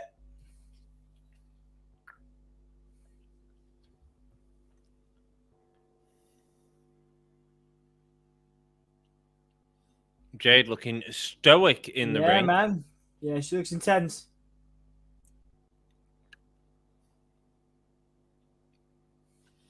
Ant picked Jade Cargill because I told him before this tourney even began that Jade was winning and he remembers lol. That's right, Dan. I don't have my own mind. We're actually, this whole podcast is subliminally controlled by Dan Reed. Yeah. Dan is the overlord. That's why we're always bigging him up when he comes on. It's freaking awesome, man. And I'll tell you what else is awesome. Pro Wrestling Eve, guys, right? Watching it before the show. What was the name? Oh, what was the name, Dan? What was the name? Like, hang on. That's like saying to Dan that could be any of his many talents. What was the name, Dan? The breast cancer awareness performer. Outstanding. Something knockers. Big knockers? No. Come on, Dan, help me out. Oh, there were many on the show. Yes, you have a lot of ladies who wrestle for you. Yeah. Come on. Women's promotion. Come on, Anthony. Oh, it was a pun. It was really good. I'll tell you about it. Bonnie Knockers. Thank you. Bonnie Knockers. A performer who did a sort of burlesque performance that was all about breast cancer awareness. Like, that's cool. Don't just bloody paint the ring ropes pink and put it in Hell in a Cell. Let's have like something that gets people talking. Let's have something that gets people watching something that was shocking, and it was brilliant. It was absolutely brilliant, and that's part of the reason I love Eve so much, because they really are doing wonderful things, not just for women's wrestling, but women's help me out with the word, Dom. Culture. Yeah, in general, man. In general, outstanding stuff, man. Outstanding. Dale says, I think Jade's winning tonight. Dale, you got it, brother. If Ruby don't get... Oh, with a massive axe handle off the top rope. If Ruby don't get it, she'll chase to Double or Nothing. But I'm Ruby all the way. You think she'll chase for Double or Nothing? I don't think she will. Hashtag Antis Gene. I don't think the TBS title will be defended at Double or Nothing, if I'm honest. It should be. Why? It's a TBS title. It's a TV title. What? It's a TV title. Right. I just don't think it will be. Mercedes Martinez on the outside now. Helping out Jade Cargill there, Dom. Who's coming out for... Thunder Rosa. Thunder Rosa's out. Who's doing great stuff on YouTube at the minute, man. Yeah, of course. Oh, man, we're getting Mercedes Martinez and Thunder Rosa. That's freaking awesome. Yeah, that'll be cool. That'd be great. God damn, Thunder Rosa, favorite female wrestler, just outstanding. Ruby Soho selling that hurt shoulder, giving space in the ring. You know, Jade's still, I'd say, a little green. Which is why I think Ruby Soho is the first winner. Personally. Oh no, I think she's just gonna go on a dominant win. She's gonna fight Lil Hirsch and destroy her. You know what I mean? Yeah. I think that's going to be Jade's title reign. I don't think that's a bad thing. And then you put her in the ring with someone like Ruby or Thunder that knows how to structure a match, and you can get some really interesting stuff. Yeah. Oh, the selling's not great there, is it, Dom? It's potentially a little slower than I would have liked it to be, Anthony, so far. Yeah, man, it is. It's a problem. Her selling's not the best. Pushing Ruby Soho into the post there. I mean, what do I know? I can only sort of. I'm not a wrestler. I can't. But it doesn't feel intense. It doesn't feel like there's intention behind what she's doing. Mm-hmm. Like them punches on the ring apron didn't look like they were being laid in. Yeah. It's interesting. I mean, she's a fairly new performer, you know, and she looks incredible. Yeah. Incredible. She does look incredible. Yeah, she does. Oh, Tony Storm to AEW, make it happen, man! God, I love Tony Storm. Give me Tony Storm and Thunder Rosa. Are you kidding? Are you kidding? Wow. The Storm entrance attire, Mercedes Martinez being a factor, daughter in the crowd. Wow. Yeah, it's the daughter. Yeah, it's the daughter in the crowd that's making me think it might be. Jade Cargill doing press ups in the crowd now. You can have your own mind, sure. I don't mind watching you be wrong, says Eve. There were many on the show, lol. Bonnie Knockers, yeah, Bonnie Knockers was great. I'm waiting for Dan to say, it's me, Austin, a bit of 1999 corporate ministry for you. Yeah. Absolutely, yeah. It was me. Major Guns says Jack, that's another good name. Well, not a gimmick, basically. Appreciate it, dude. We're not a gimmick. Yeah, absolutely, man. No, you are real. That's what Dan's recognizing that you're saying, Anthony. Yeah. And he's saying he appreciates your comment. Good. Hey guys, you like my new logo? Good. Minnesota. Ian, welcome back, brother. How you doing? Lovely to see you again. Hit a like button, baby. Do I like your new logo? I'm gonna say no. It doesn't say Minnesota, it just says Min. It's like a fake 9 Inch Nails logo. I mean, sorry. The Min bit is all right. Do you like his new logo, Dom? I like 9 Inch Nails, and it looks like a 9 Inch Nails logo. So yeah. All right, cool. To me, it was clearly meant for Jade, and getting Mercedes involved with her was a work of brilliance. Absolutely, man. Because again, Mercedes can help teach Jade a lot. You know. Yeah. Branko, our dude, has gone over to Facebook. Thought to change platforms to here. Nice, enjoy it on there, and put a little love art. We like them love arts. Yeah, do the love heart thing. It makes us feel good. we see it on screen. It's hilarious. Oh, what was that kick to the leg there? It's like when she pushed off the turnbuckle there to do the whole selling of the tweaking of the leg, and the intention wasn't behind it. The spot works, but you've got to run into it. You've got to make it look like it has impact, and it's not looking impactful, man. I'm sorry. Weak ass hip top for a monster. Absolutely, yeah. I thought a match last week was better. Are you trying to start something? Lol, says Sassy. Absolutely. Jeff Adams, that's on the person taking the hip toss too. Is it supposed to get a good push off the person and doing the move? There we go. Punk kick looks fine. Right. Yeah, punk kick. I'm watching this match now, Dom, looking for if I believe it or not, and I shouldn't. It takes me out of the. But I think Ruby Soho is very good at selling and very good at emotions. You know, I think there was a great camera look she did the other week that was wonderful, man. Ruby on the back of Jade now. Oh, Ruby rolling up now. Excuse me. The power of Jade.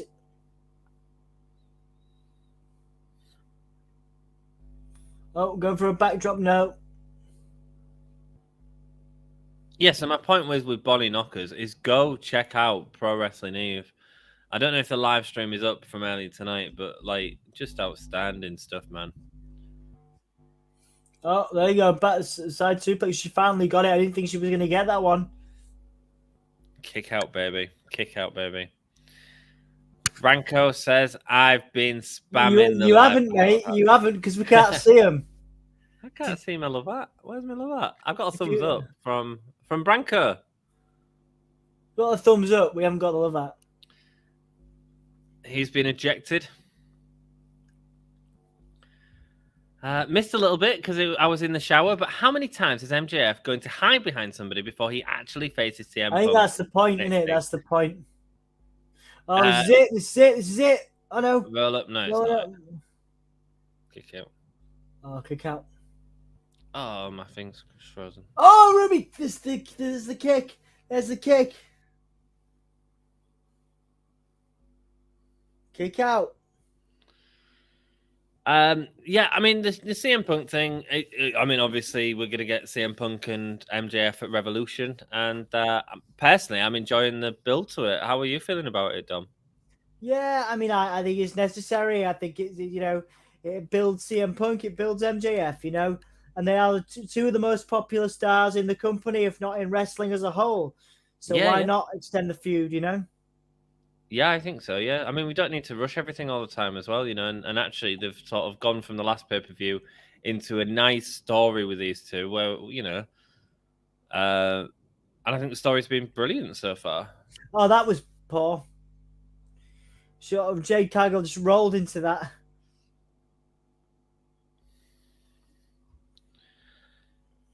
It's boss time, says Jack. I can't remember what she does now. Time. I can't remember. Ruby is doing really well. Todd Johnson said, "Yeah, man."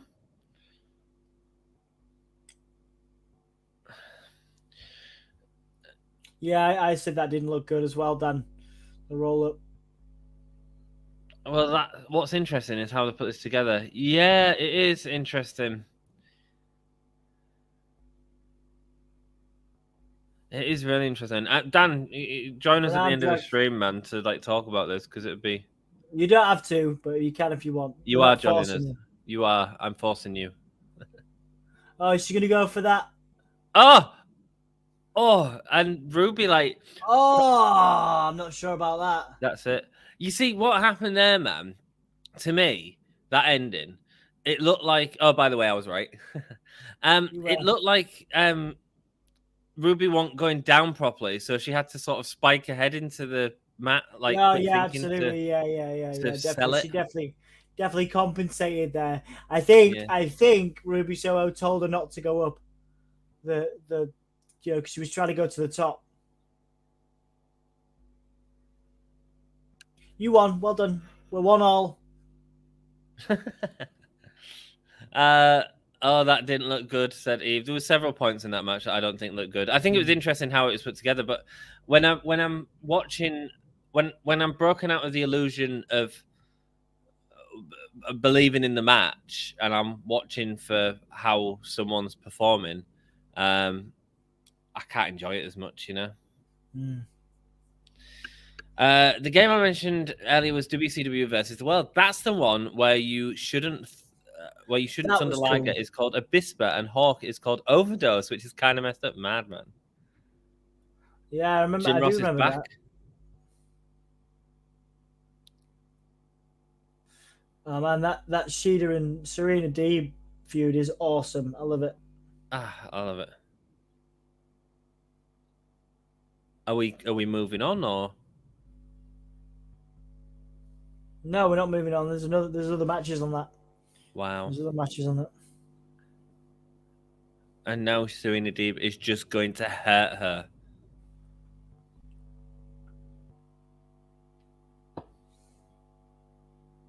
Just watching the Serena Deeb promo right now, everyone. Thank you all so much for joining us. We've got 16 really people. Appreciate it. Thank you so much. We do appreciate it. Give the video a like. Give us a subscribe if you can. Appreciate it. Oh, Anthony's gone for some reason. He's literally just disappeared completely. Thank you guys so much for joining us. Let's see where we are in the comments while we still try and get Anthony back. Oh no, he's back now. Ruby should have got the W. I thought so, man. What happened there, mate? You all right? Yeah, I pressed the back button on my thing. I need to stop that from happening. It's all right. It happens. It's easy enough.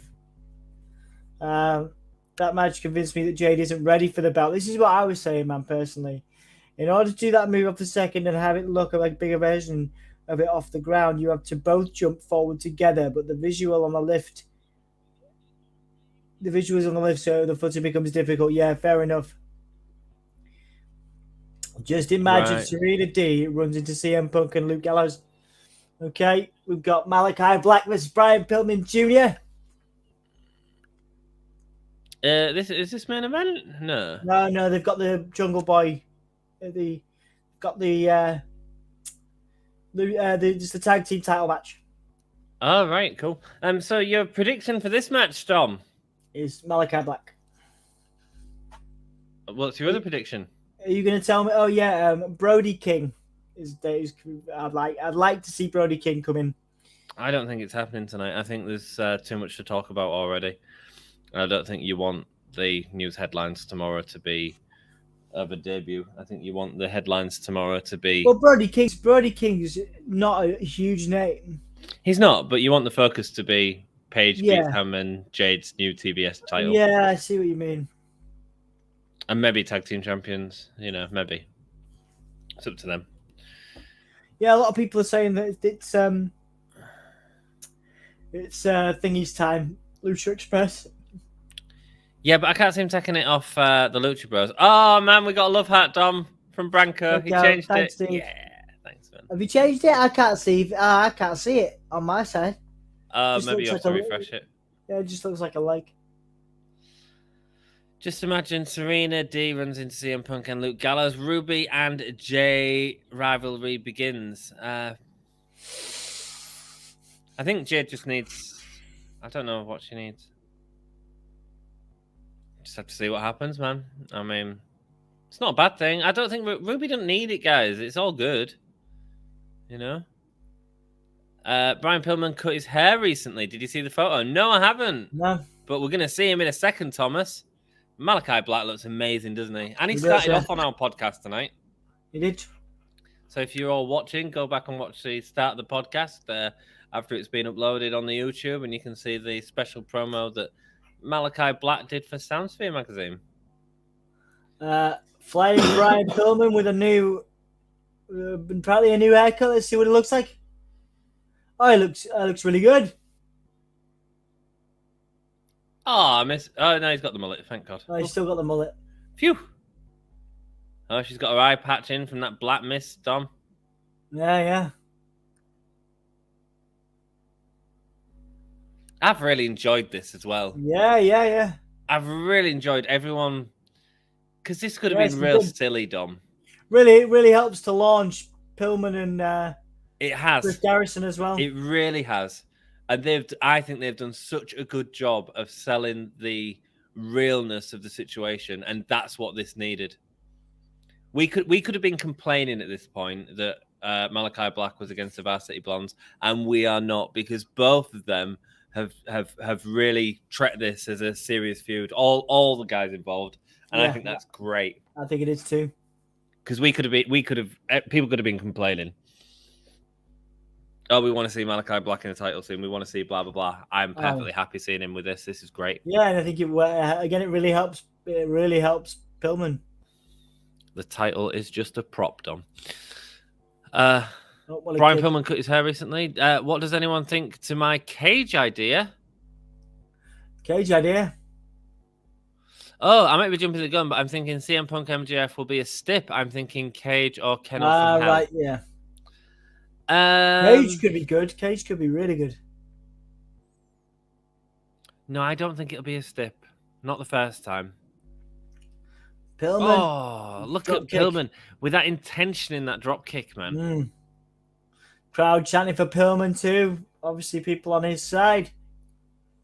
Black Entrance is boss. Yes, it is. It's Men Ra. Beautiful post-metal band. House of Black will be very interesting. Yeah, Malakai Black hitting Pillman off the turnbuckle outside rope apron. Yeah, fine. Jade needs more experience. I'd agree, Jeff, in my opinion. Just my opinion. Black's entrance is bows. Yes, it is. It's bloody amazing. When I see Bryan Pillman still has a mullet, thank God. I know, right? When he come out, I was like, oh, he's lost a mullet. And then he turned his head slightly. I was like, yay. Recycling Mox's eye patch. Absolutely. That's with the... yeah. I remember when he had the eye patch from Jericho. Yeah, from Jericho? Yeah. Jericho. Did he hit him over the head with a bottle of bubbly? Oh, right, yeah. Yeah, it was the bottle of bubbly, I think, yeah. I think so, yeah. Jaden, welcome, my dude. Who won versus Jade Cargill and Ruby Soho? Jade Cargill won, mate. Jade Cargill won. New TBS champion. Eve says, I feel bad for Jade because really, it's not her fault, But at the same time, it's hard for AEW because Jade is future money and great AEW media personality for the future. Yes. Yeah. It's a really interesting thing that I hope to have a decent conversation with you about. It's interesting because I think it was the right person to put it on. Absolutely. It does nothing for Ruby Soho, giving her the TBS title. She doesn't need it. You know, we're going to see more of Jade, and we're going to see how she develops. Yeah, of course. I think it's exciting to see who's going to challenge her and who, more importantly, is going to beat her. As a she's such a dominant force. Yes, exactly. He should lose that mullet, in my opinion, but you do you, Pillman. I think it makes him stand out for me, Joey, and also sort of references his father, Did Bryan Pillman have a mullet? Yeah. Didn't know. Yeah. I question myself now. Yeah, I don't think he did. I'm sure. Maybe he did. Somebody else tell us. Sure I did. Dan will know. Dan's a big Pillman fan. As well as having an incredible look and being an incredible athlete, she also has a social science degree and a master's in child psychology. That's who you want doing public media and TV. Yeah, man. Yeah. Big chop there from Brian Pillman Jr. to Malakai Black. Kicks he from stabbed Pillman. Moxley's eye with a spike from his jacket. That's how it was done, Jeff. Yeah, thank you, man. Roll up by Pillman. Kick out. Oh, nice side kick. Punching Moxley's eye with a jacket spike, then Jericho got hit with his own champagne. That's what happened. I knew there was champagne involved somewhere. Thank you, guys. Look at you dudes with your early AEW knowledge. You rock. What did he say I know about Pillman? Did he have a mullet? Did he have a mullet? When did he have a mullet? Because when you think of Pillman, do you always think of the Stone Cold promo? The house? I always have that image in my head. Yeah. But no, he had a mullet when he was in Hollywood. When he was in Hollywood Blondes. Oh! Pillman's keeping the leg. Counter in.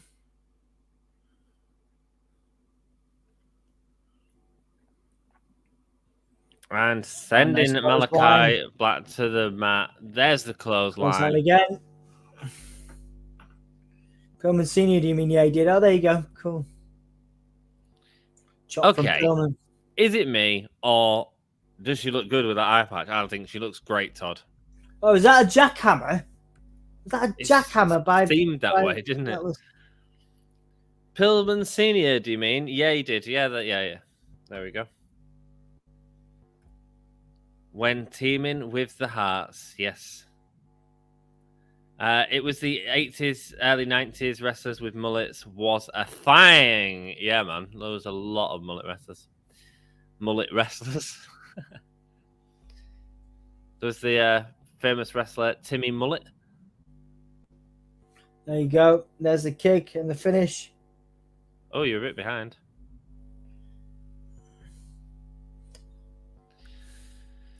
Malakai Black with a win, and you're saying we're getting this fella out? Nah, I don't think so now.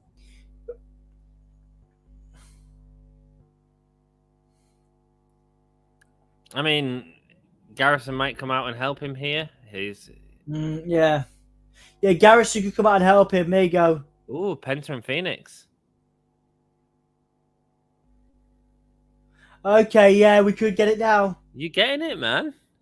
Could get Lights it. have gone out. Oh, is it just going to be Malakai's moved?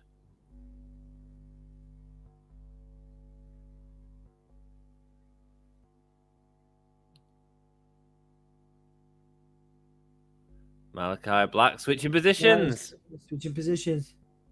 Constant tease, man, for that happening. Yeah, they've just switched positions. That's it.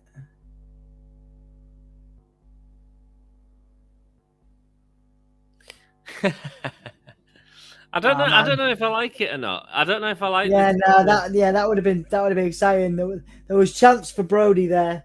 They've done it before, though, Dom. Oh, here we go. This is what we want to see: Ruby Soho and Jamie Hayter, right?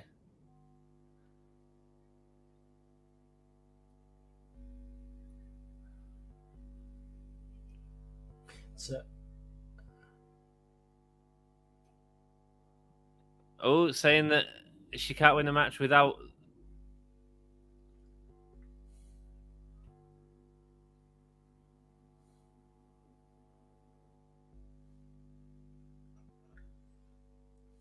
Oh, is Rampage on Saturday this week? No, they've got Battle for the Belts.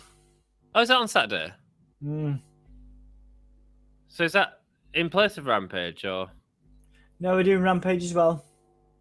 Oh, so I might try and cover that then. Well, I'll be on the channel doing Impact.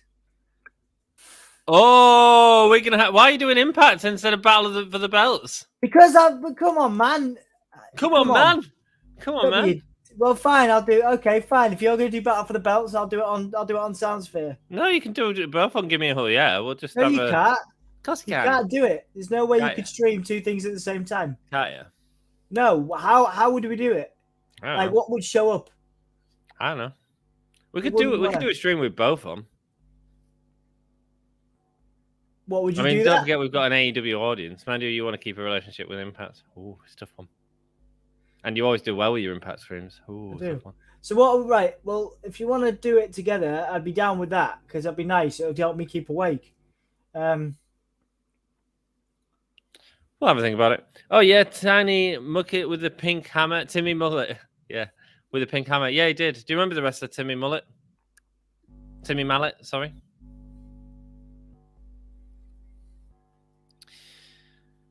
Ant's going to be searching the hub for eye patch video later. Indeed, I am Jeffy, baby. A couple of botches on the top right, top rope tonight for JR, unfortunately.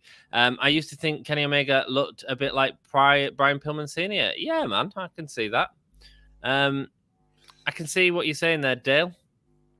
Why you ain't... Just you do it. You do it. Anthony can do it. Doing what? Anthony. Eve, you can cover Eve, can't you? What do you mean I can cover Eve? Why? I've covered Eve before. Man, I've been covering it all week. Yeah, but you haven't covered Eve yet. What's wrong with Eve? I want to cover Eve. But best wrestling promotion, Dom. What? It's the best wrestling promotion.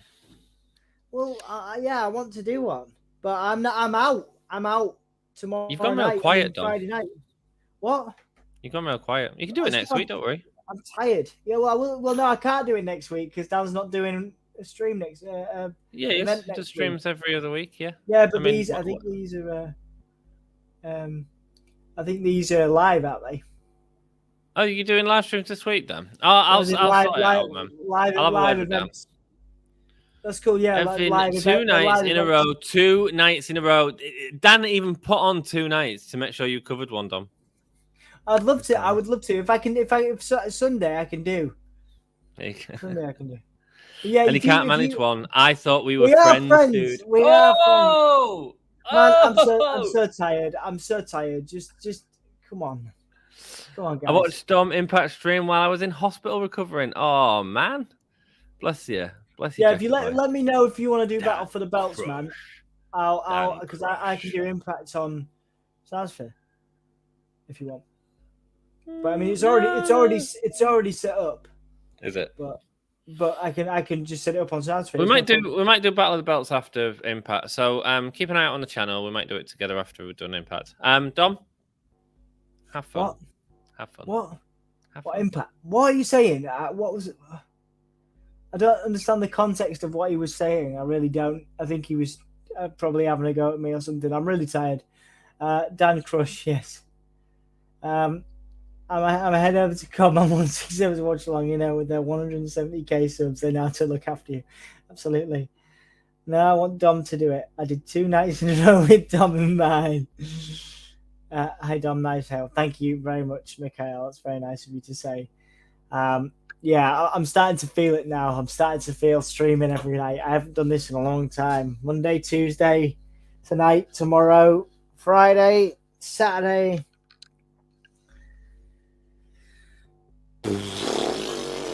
Yeah, it's gonna be a long week. But we're getting that main event now. I might actually go to bed. I might let Anthony finish us off. Because I am struggling. I did say that I would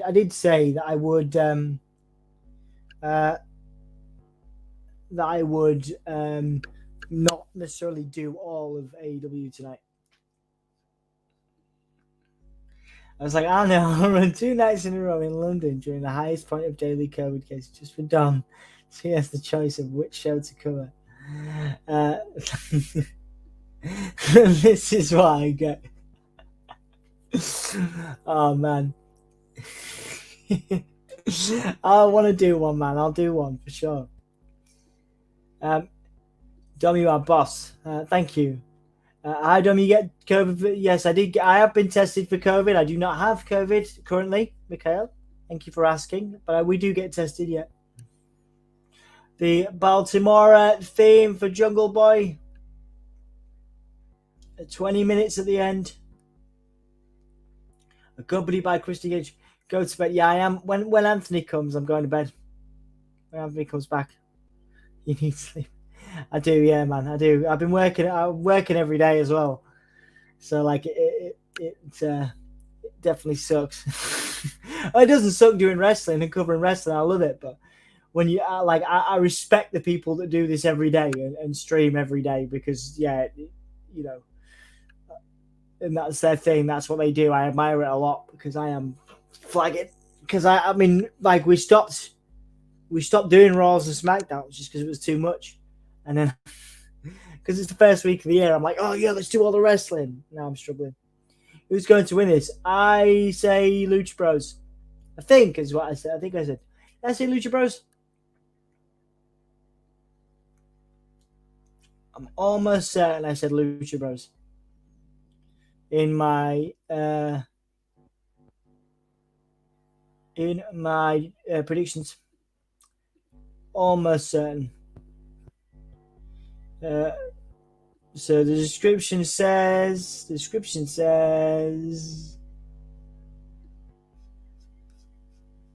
Oh no, I said Jurassic Express. But I'm going to change it. I'm going to change it to Lucha. To Lucha Bros, I think. That guy doing the Jungle Boy wave a second ago looked like a serial killer. I have fewer girlfriends and chances to get one than I have for COVID. I'm actually quite thankful for that. I'm glad you're safe and well, Jack.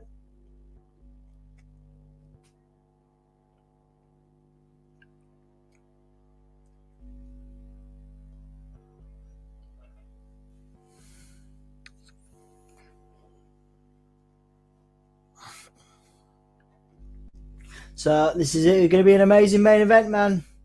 It's going to be exciting. Two of the greatest tag teams in AEW right now. Christine Cage there as well, giving Jungle Boy a hug. Let's see about this. Let's see what happens. I wonder if Christine Cage is happy, you know, in the position he's in with the Lucha, not the Lucha Express, Jurassic Express.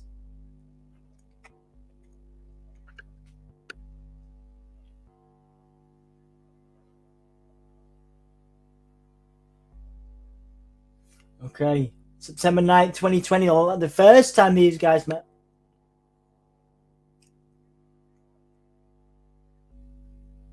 Okay, this should be exciting, guys.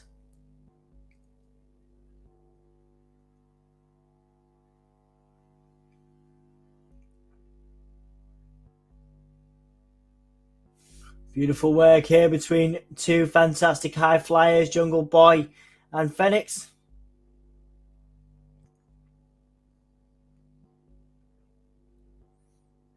Beautiful. 1, 2. Jungle Boy, nice pin.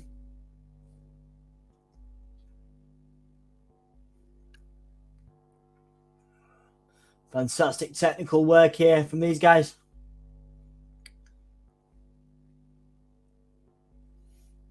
Fantastic work. Wait. Beautiful. Hurricanrana pin by Jungle Boy. Roll through by Phoenix. Hey, man. Hey, lovely. Yeah, I just don't feel that this is the time to give it to Jurassic Express. I think they need to. I've changed my pick actually. Just a heads up, man. I'm probably going to bounce in 5. I'm feeling it. So okay, mate. No worries. I'm going to let you finish off tonight. Because I've got obviously I'm doing tomorrow as well, and the rest of the week. So you're doing a good job. Duck out for an early night. All right. As well, early-ish night at 2:44 in the morning. Dan says, Dan just said in chat he's going to do the interview with you exclusively at 8 o'clock in the morning. You know what? I'd get up for that. If that was the case, I would 100% get up for that. Dan won't get up for that. Yeah, that's the question. Do you have a similar sleeping pattern to me, and do you just not sleep? Because you're always up. He's always watching wrestling, man. I love Penta's Joker attire. Yeah, he's used it quite a lot. I think it's great, man. So good. I have fewer girlfriends and chances to get one than I have the COVID. I'm actually quite thankful of that. Oh, that was a hard hit to Luchasaurus. Yeah. Nice. Just moving enough, man. Clever work. Yeah, both these guys. Oh! Phoenix saying I've had enough. Super kicks. Why is Phoenix in the ring now? Why are them in the ring? They're not legal. It's an exciting, fast-paced match, man. Okay. Jungle Boy with Orange Cassidy kicks to both of them. Luchasaurus just going for a walk around to get into position. What are they doing? Yeah, this is. Oh, yeah. That was a nice spot. It was a nice spot, but I didn't like the way they got into it. Oh, kick to the back of the head. Yeah. Nice. Oh, massive double clothesline from Luchasaurus. Double clothesline. Everyone down. What happened to Marco Stunt? Said Dale. He's on the outside of the ring, mate. He grew into Christian.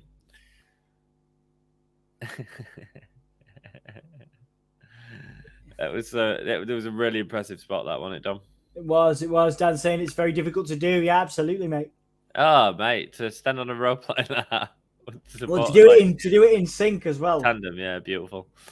Sleep is for the weak, says Jack. Indeed. I'm Martin Sheen. I'm Steve McQueen. He is. What? Go on, Dom. He's. No, just no. Okay. Jungle Boy back in the ring now, going against Penta and Rey Fenix. Going onto the apron, Rey Fenix. Jungle Boy rolling through under the ropes. Bloody hell, man! That Beautiful was nice. stuff. Really good work. Oh, the Pele kick. I mean, it's so well choreographed, man. Missed the head scissors, but managed to catch the arm. This saved it.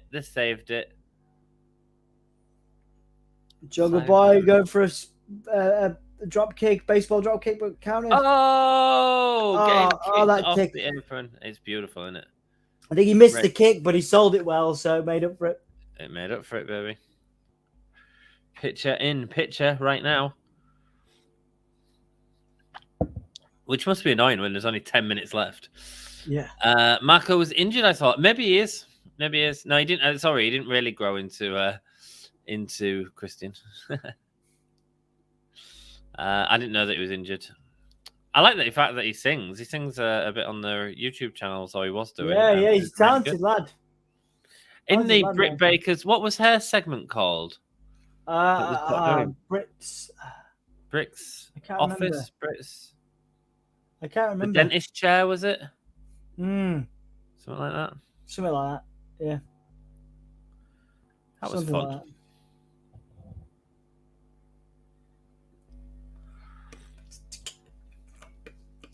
Rey Fenix pulling Jungle Boy up, getting him in a headlock. Haven't seen Marco for weeks. Yeah, I don't think it's a bad thing that they've. I mean, if he is injured, then yeah, but I don't think it's a bad thing that they've broke him apart a little bit from Jurassic Express. Anyway, I think these guys. I do like Marco Stunt though. I do believe he should have a platform. You know? Yes, absolutely. Yeah, absolutely. I just don't know if it's with these guys when they're trying to get him across serious. I mean, you've already got a guy dressed as a freaking dinosaur, for God's sake. Yeah, I see what you mean. Brit's waiting room. That was it, Jack. Thank you, man. Thank you, we've Jack. not seen that for months, have we? I think Brit's got other things to be doing at the moment. Well, true that. Thank you so much, everyone. Like, you've all joined us, watched an awesome AEW show. Yeah, it's been fun. We really appreciate it. So thank you so much for coming in and choosing to watch another brilliant episode of AEW Dynamite with us. Match of the year contender in this. We're spoiled, Dom. We are spoiled. Absolutely. It's a solid 7 out of 10 for me. I think match of the night, Danielson, Page. Really, just 7 out of 10 with that first match. Yeah, I'm gonna say so good. So good. Performer of the night, I would say Danielson of the two. I'd agree. Yeah. He did some super great kick work. by Penta. Page looks amazing. Given that it's the first show of the year, Dan, are we getting? Sorry, Dan, Anthony, are we getting a surprise here at all? Do you think? I think it's too late in the game now. What do you mean too late in the game? For a surprise, for anything, unless you were going to give the belts to Jurassic Express. No, I think the Jurassic Express need to be a heel tag team to win them titles, and that's the sort of story that I think really, really will work for them. Do I think the belts are changing? No. Do I think there's room for a surprise? No. I sort of said this to you from the beginning. I think the important thing this episode is Danielson TBS Championship and Danielson losing his first match. You know, that's the sort of points you want people talking about. That's the thumbnail that you want. You want Page and Danielson as the thumbnail for every review video. You know. AEW needs to get a streaming service. Well, they kind of do, Sassy. I mean, they've got Fight TV. So I don't know where you're from, Sassy, but we watch it on Fight TV. Yeah, Fight Straight. Wow. We pay £5, £5 a month, and we get every episode of AEW Dynamite, every episode of Rampage for free without ads. So when they're going to picture in picture, we get to see the full match. Beautiful work here. It is. And it's cheap as well for what it is. Fight is streaming for Impact as well. It's a platform for Impact, for MLW. Yeah. It's a great platform if you like your wrestling. Yeah, man. Absolutely. Who won that match? Page. Yeah, it was Page. Yeah, man. And it was a really fantastic really good match. I mean, it'll be talked about for the rest of the year, you know, and it will be in contendership for match of the year. It set the bar high. To me, that was better than the 1 hour match, to be honest. Yeah. I thought it was outstanding. Boom! Double kicks. Un, dos, tres. Oh, lifting him up. Oh! Boom! Beautiful. Oh, that was lovely. Love that. Such a talented team out the Dom, the Lucha Bros. Amazing. Man. Lucha Bros are amazing. Fantastic. I'd love to see them in Lucha Underground. They were singles competitors. But yeah. Sorry, go on. No, just saying, great tag team. Great tag team. Great singles as well, man. Particularly Penta. Yeah, I'm a big Penta fan. He just feels so heavy, you know? Yeah. Well, Penta in Lucha Underground, because what was that? Yeah, I don't know. I missed that. He was going for the big boot. He skimmed Jungle. Oh, wow. Destroyer with a beautiful little jump up from Phoenix over the top of Luchasaurus. I mean, that was impressive, Dom. It was. That was super impressive. Guys, if you are enjoying the stream, it really helps us out if you like the video, and come and join us, man. We try and do these every week. I think we'll be doing them for the next few weeks. So yeah, Dom's doing a hell of a lot of streaming this week. Come and join him. You know, watch a different program with my dude Dom and see how it goes. You know, yeah, man. Love hearts on Facebook. Sorry, go on. No, same first ever MLW stream tomorrow. Yeah, man. SmackDown, first SmackDown of the year Friday. Saturday Impact, Hard to Kill. Sunday something. Probably another destroyer onto Luchasaurus, and then a package. Oh, so good. No, so good. No, Jungle Boy kicked out. Man, that's crazy, man. Just absolutely, like, the Canadian Destroyer was bloody beautiful. Jesus Christ, what a good main event as well. Zero Miero, no fear, Dom. And the lights have gone out. Oh, the lights have gone out. What's going on here? Black just lurking about again. Yeah, he's coming back out, is he? Lights went out. It'll be Malakai Black, won't it? It'll be Malakai Black and Brody King, I think. Oh, well, that was it. No, it must have been a botch then. Nah, it's not a botch. That's a tease. For what? They've done it before. They did it in the Cody match when someone debuted, when Malakai Black debuted, I think. They had a blackout to. Like I said, there's no time. There is 5 minutes. You do. Oh, unless you have Brody King debut and challenge the winners. Was that, an Avalanche pedigree? That was insane. That was insane.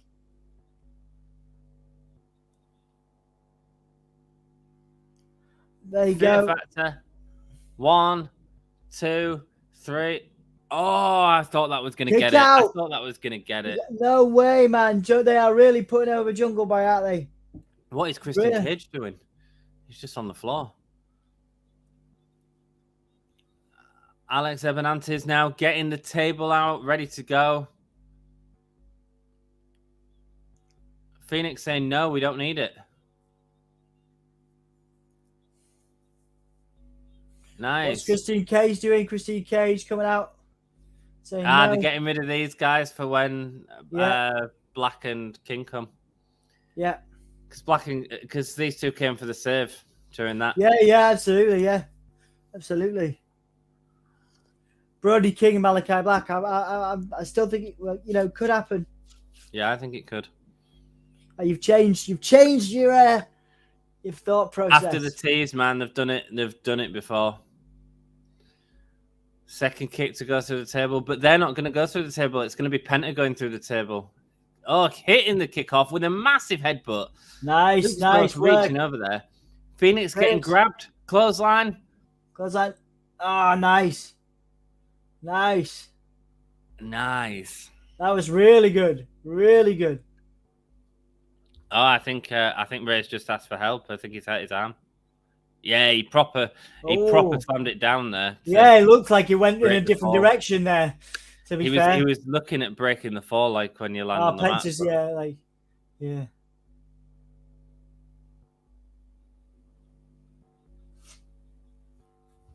Penta in the ring now with Jungle Boy. Joey says, I didn't think Jungle Boy was kicking out of that one. I absolutely didn't either, mate. I absolutely didn't either. Dan says, well done for lasting the main, Dom. It's been a great match, though, hasn't it? It's easy when it's great. It was going for unpretty. The Christian finish there.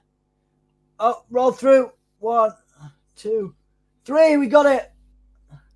Bloody hell. Yeah, there you go. I'm 2 for 1. No, you're not. You changed. You can't just change that. In that description, it says. Wow. Bloody hell. Oh.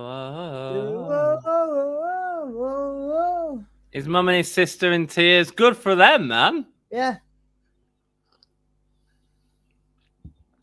Wow. Big stuff happening on Dynamite, guys. Dom always takes ages. Yeah, man. What a show. The J Park Wings. Malakai nice. Black coming out now would be great as well. I don't know if you want to ruin the moment, though. Yeah, nah. If they'd have won, then I would have had it. If the Lucha Bros had won, I would have had it. Now you don't want to ruin the moment, do you? No, you don't. Unless you're setting up the feud. I don't know. Beautiful. I don't know. Christian celebrating with Jurassic Express. Good for them, man. Yeah, lovely. New champ, says Joey. Both guys looks hurt. Absolutely, Dex. Wow, says Sassy. Wow, indeed. Oh, and here come Redragon and the Hardy. This is maybe setting up, though, isn't it, for a new team? This is setting up for a surprise team, maybe. Look at that. Look at the champions in the ring. All the tag teams coming out. Jericho watching on.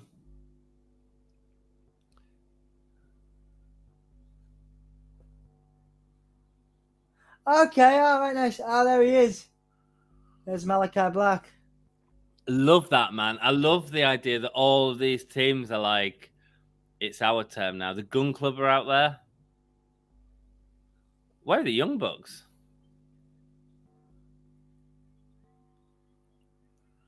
Slow clap from 2.0. Great, man. I mean, what a way to what a fantastic way of ending that show. And in terms of like having the threat there, FTR out there, I assume. Yeah, beautiful. Good moment there. Give me the Santana and Ortiz. Yeah. Excellent work. Beautiful.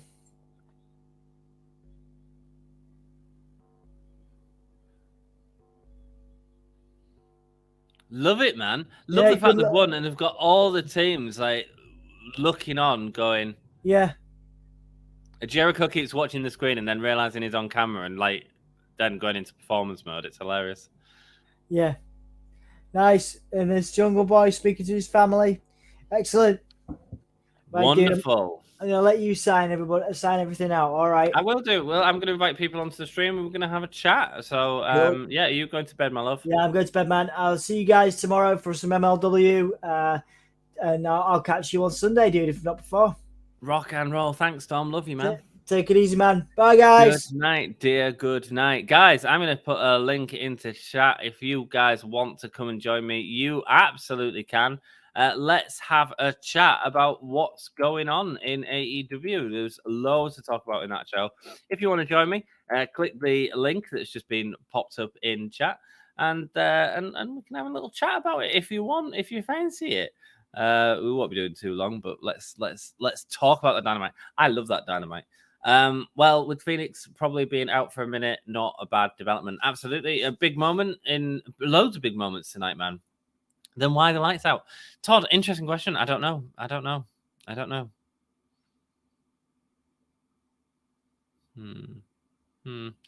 Maybe it's just teasing, a bit like they did with Aleister Black. Maybe they've got some big debuts and they want to sort of build up this tease of the lights go out can actually just mean nothing.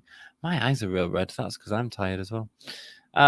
Sleep well, Dom. Someone should go and tuck in my dude, Dom. Not me. Bye, Dom, says Dan. Good finish. Happy to see the belts change. Yeah, man, me too. I didn't think it was the time for it, but apparently it absolutely was. Look forward to seeing your watch along of Eid this weekend, Dom. I hope he's watching that as he's in bed. Peace out, Dom. Right, guys, we've got a new person who is coming onto the stream to start us off and give their opinions on AEW Dynamite. And it is our friend. You've seen them in chat several times. It's Sassy. Hi, Sassy. Hi, how are you? I'm groovy, thank you. How are you? I just got my booster, so I'm fighting that right now. But watching AEW always makes me feel better. Sassy, we absolutely bloody love having you in chat. You're always engaging with us, and it means so much to us that you're always joining us. So thank you. Oh, and thank you for that comment as well. I just got back into wrestling because of AEW. Yeah. Because they do everything right. You know what? I agree with Sassy. I'm loving AEW at the moment. I'm going to be, I, as you know, am a huge Mox fan. And I really am looking forward to see how they're going to insert him into all of this that's going on right now. Sassy, it's going to be really interesting. I don't know. I mean, do you think they're going to bring him in with 2.0? And I can kind of see a Jericho 2.0, Jericho Mox versus 2.0 team going on. I could definitely see that, but I could also see him going after the House of Black. That'd be interesting, wouldn't it? Yeah, him and Eddie Kingston, because they're a good tag. They're a good tag team. And they almost won against the Young Bucks. But of course, there's all that interference in the back.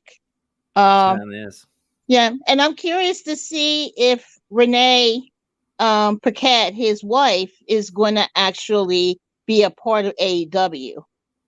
Well, she seems quite happy doing her own thing at the minute, but she's obviously got a lot of access to AEW. I mean, in a lot of her sort of interviews, we're seeing her do a lot of interviews with people. She's just done the Karrion Kross and Scarlett Bordeaux interview, hasn't she, on her channel? Have you seen that? Yeah, actually, I have the bell for you guys and the bell for her because dear, bless you. But she's such a great interviewer because she brings out the person from the character. She does, and that's important. And it's really nice to see that because and the person she's interviewing is comfortable doing that, because I find watching wrestling, a lot of wrestlers stay in character during interviews. And I would prefer to see the person behind the character and how they created their character. I think one of the things that a lot of these interviewers have, like Renee Paquette and Chris Van Vliet, who we did an interview with on the channel, one of the things that they're really good at is making people feel comfortable. And it takes a long time for that to happen. So I'm sure you've seen some of the interviews we've done on the channel, like my interview with Rosemary and stuff. Oh, they're all excellent. Good. I'm glad you enjoy them. But one of the difficult things is getting people to trust you, because there's a lot of people that will try and push out things in a or bring things up that aren't necessarily needed. Here's a little story for you, Sassy. We had an opportunity a while ago to interview Alberto Del Rio, and we actually turned it down. And the reason we turned it down was because we didn't agree with some of the stuff that was going on in his personal life. So yeah, it's quite interesting, isn't it? It is, and I'm really wondering if I know there are rumors going around that he's coming to AEW, but I don't see Tony Khan as a guy who would have someone with his history in his organization. I can agree with that, Sassy. So, but we'll have to see, Yeah. We'll have to see in the future. Sassy, it's been friggin' amazing having you on. Thank you so much for joining me on stream. This should happen more often. Oh, I'll be doing it more often. Great, fantastic. As well. Because that's, the show, guys, we just watch it and just chat along, and it's you guys that make the show. So thank you so much for supporting the channel, Sassy. We appreciate it. Okay, and it's cigar time for me. Cigar time? Yes. Nice. You enjoy your cigar, darling. Yeah, and you get better with your cold. I will do, darling. I'm on the other side of it, I'm sure. I've just got a little bit of a cough. Okay. See you guys tomorrow. Much love. Take care, Sassy. Cheers, my dears. Rock and roll. If anyone else wants to join in, you absolutely can. I'll put the link in chat one more time. But it's awesome to see people joining us for the first time. We haven't seen Sassy on stream. We've seen several of you guys, and you feel comfortable doing that, and that means a lot. Guys, if you don't want to share your video and stuff, absolutely fine. If you just want to do some audio and just have a chat, that's absolutely cool, man. This is partly your podcast as much as it is ours, and while we can do this, I think why the hell not? So I will copy the link again and send it in chat if you fancy joining me. Dan, that means you as well. Then come and join me. I don't know. I just pushed Dan into stuff. I'm an asshole. Look forward to seeing you. Peace out, Dan. Ray Phoenix's arm. So Dan mentioned a second ago as well, it looks really bad in slow motion. I need to check it out. You could see I'd called it on stream that he'd called over for the doctor straight away. It looks like he was trying to break his fall as he was going, but obviously from such a high height onto a wooden object, landing awkward. And to me, from watching it, it didn't look like he'd broken it, but then at the same time, he could have easily hyperextended it or something like that, which painful. Feeds eats cheats. Lovely to see you, baby. Lovely to see you. I assume the lights out for a glitch in the storyline. Perhaps it's resolved at resolution with Bray Wyatt. Ooh, the hacker's back. The hacker's back. That'd be cool. That'd be interesting. Yeah. Interesting. Because I did 2 tonight. And then one was Aleister Black, so he's got magical powers. OMG, indeed. Lights out with a reminder from Tommy End. Yeah, man. Absolutely could be that. Absolutely could be that. We got some red eyes going on over here too. That's not tiredness though, Joey. That's left-handed cigarettes. I'm well aware what you two boys are up to, and I hope you're having a great night. And thank you so much for joining us. I missed you on the last stream I did, which was one of the Christmas ones. Oh wow! If you watch the replay in slow motion, Phoenix looks a mess. I need to watch it. That's sad. What a great moment at the end, though. What a great moment. Afraid I got a booster yesterday. You're in for a bad day, but then it's suddenly okay. I had the same with my first 2 shots, so I have no doubt that's going to happen. Looks like it's hyperextended. Right, there we go. Snapped in the wrong direction. Ew.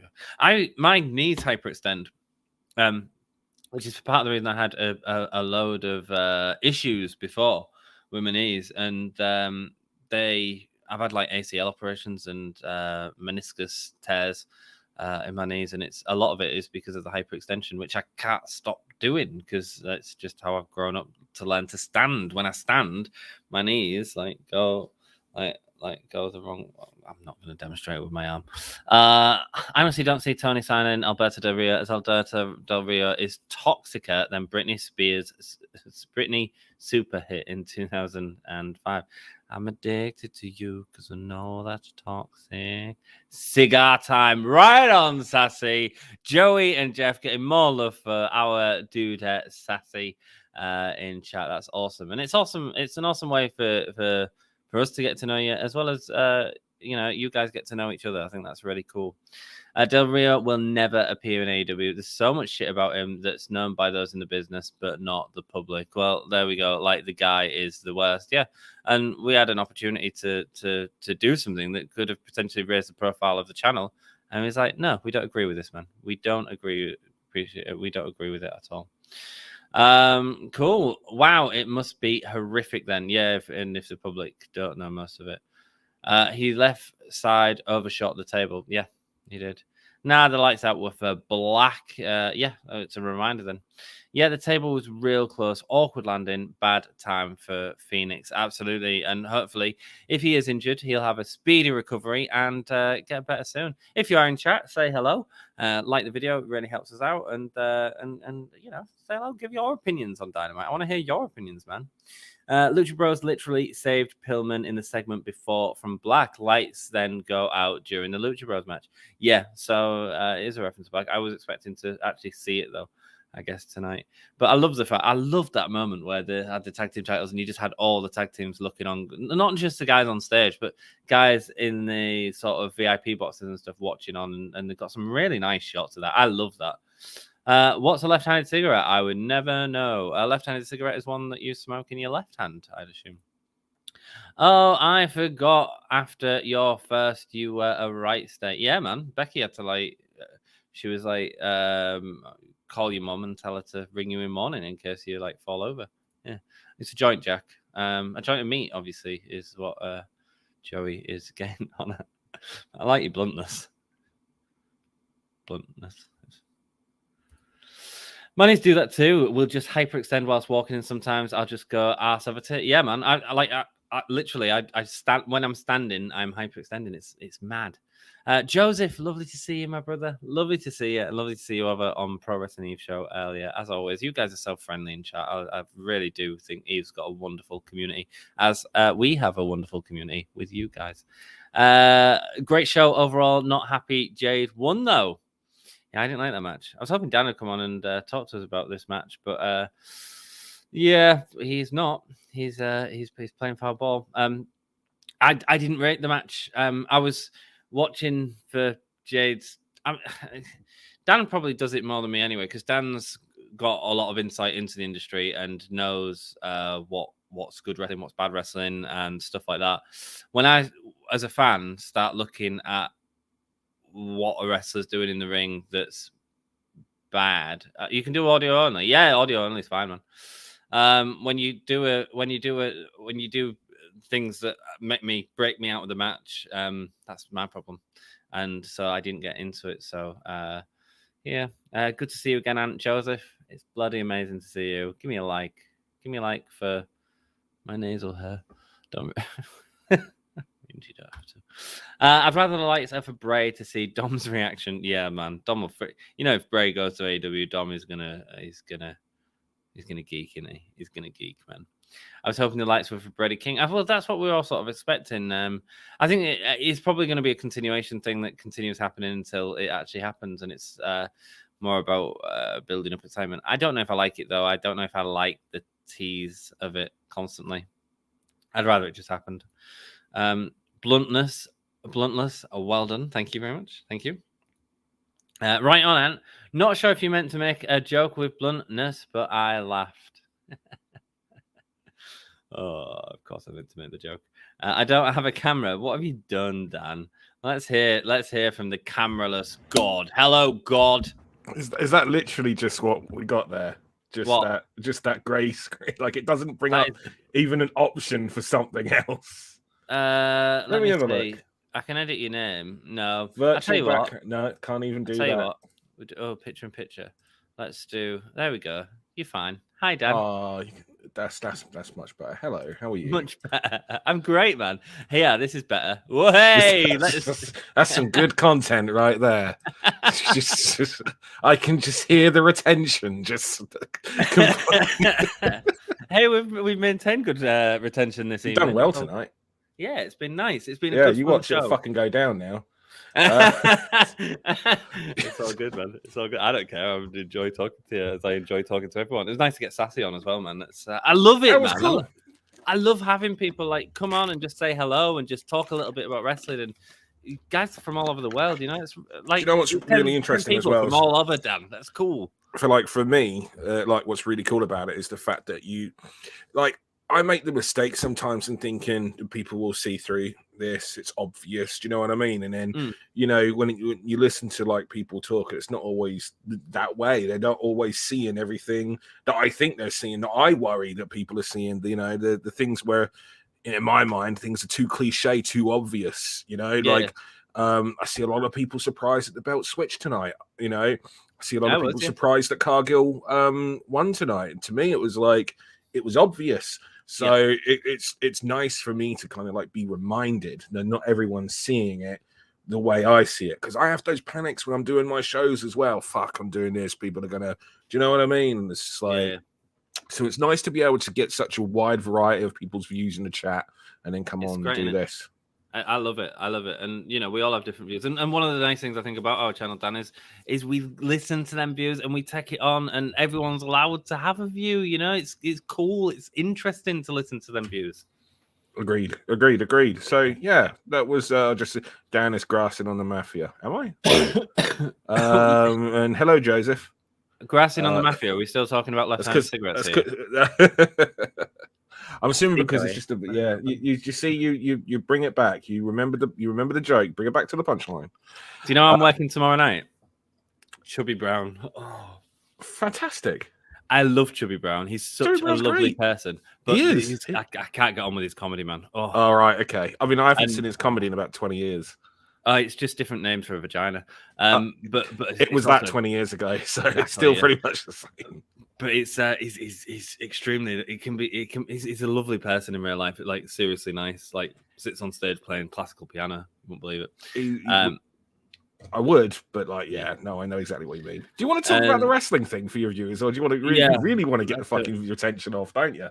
Jesus Christ! We're going up. Let's. All right, fuck it. We're talking about Roy Chubby Brown and his vocabulary for vaginas. Let us know, what V words do you use, ladies and gentlemen? We're asking you, everyone out there watching us here on Gimme a Whole Yeah. What is your favorite words? What words do you not like? Put them all in the chat. Come on here and tell us. We're looking for your words for vagina here. This is terrible, man. Because half the chats aren't going to pop up because they're just going to be automatically deleted. Because you could probably get away with foof in the chat, but that's about it. Let me get into a few comments so we don't get too far behind. Smoking blunts. Is a blunt one of those naughty cigarettes? Yes, it is, Jackie boy. Mate, you need to check out Blunt Man and Chronic. Oh, you've gone really loud. I've got to check out what? Blunt Man and Chronic? Not you. I was just talking about the people in the chat. I assume you know Blunt Man and Chronic. No. You don't know Blunt Man and Chronic? No. Fuck is wrong with you? I don't know. Oh, well. That's right. Not your knees. Don't let us know I can do audio only. It's not good enough. Oh, fuck off then. Jade's just going to need a series of opponents that can lead to matches to make her better. Mate, yeah, we'll talk about Jade in a second. She's had, you know. Well, she had I thought the Thunder Rosa match was better. Depends on you. I think they were kind of equal. I mean, there was that moment in Thunder Rose. So I thought it was going well, and then after the pump kick, it all just kind of fell apart for a bit there. Like Jade clearly forgot what was supposed to be going on, and Rosa was clearly trying to work around the fact that she'd forgotten. I don't know if Jade panicked in that part or what. The only people that really know what went down are the people in that match, but that's what it came across to me like.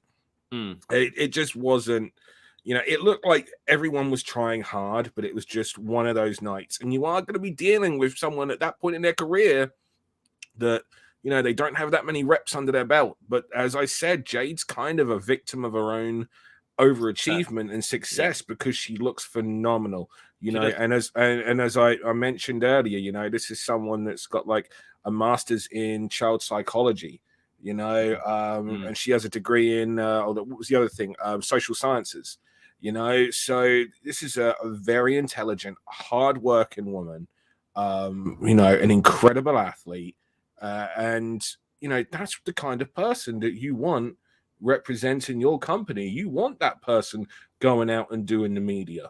Like this. If this was, WWE. I mean, you look at the people that WWE chooses. You look at Roman Reigns. That is a man who presents himself very well when doing media, who looks like a star.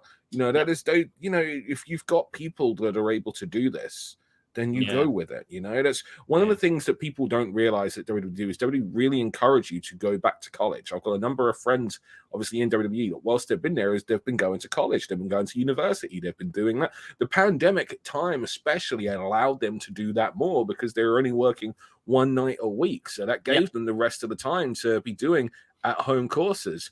WWE support that and help that where possible. But not Twitch. No, not Twitch. Well, you make money out of Twitch. You spend money on college and uni.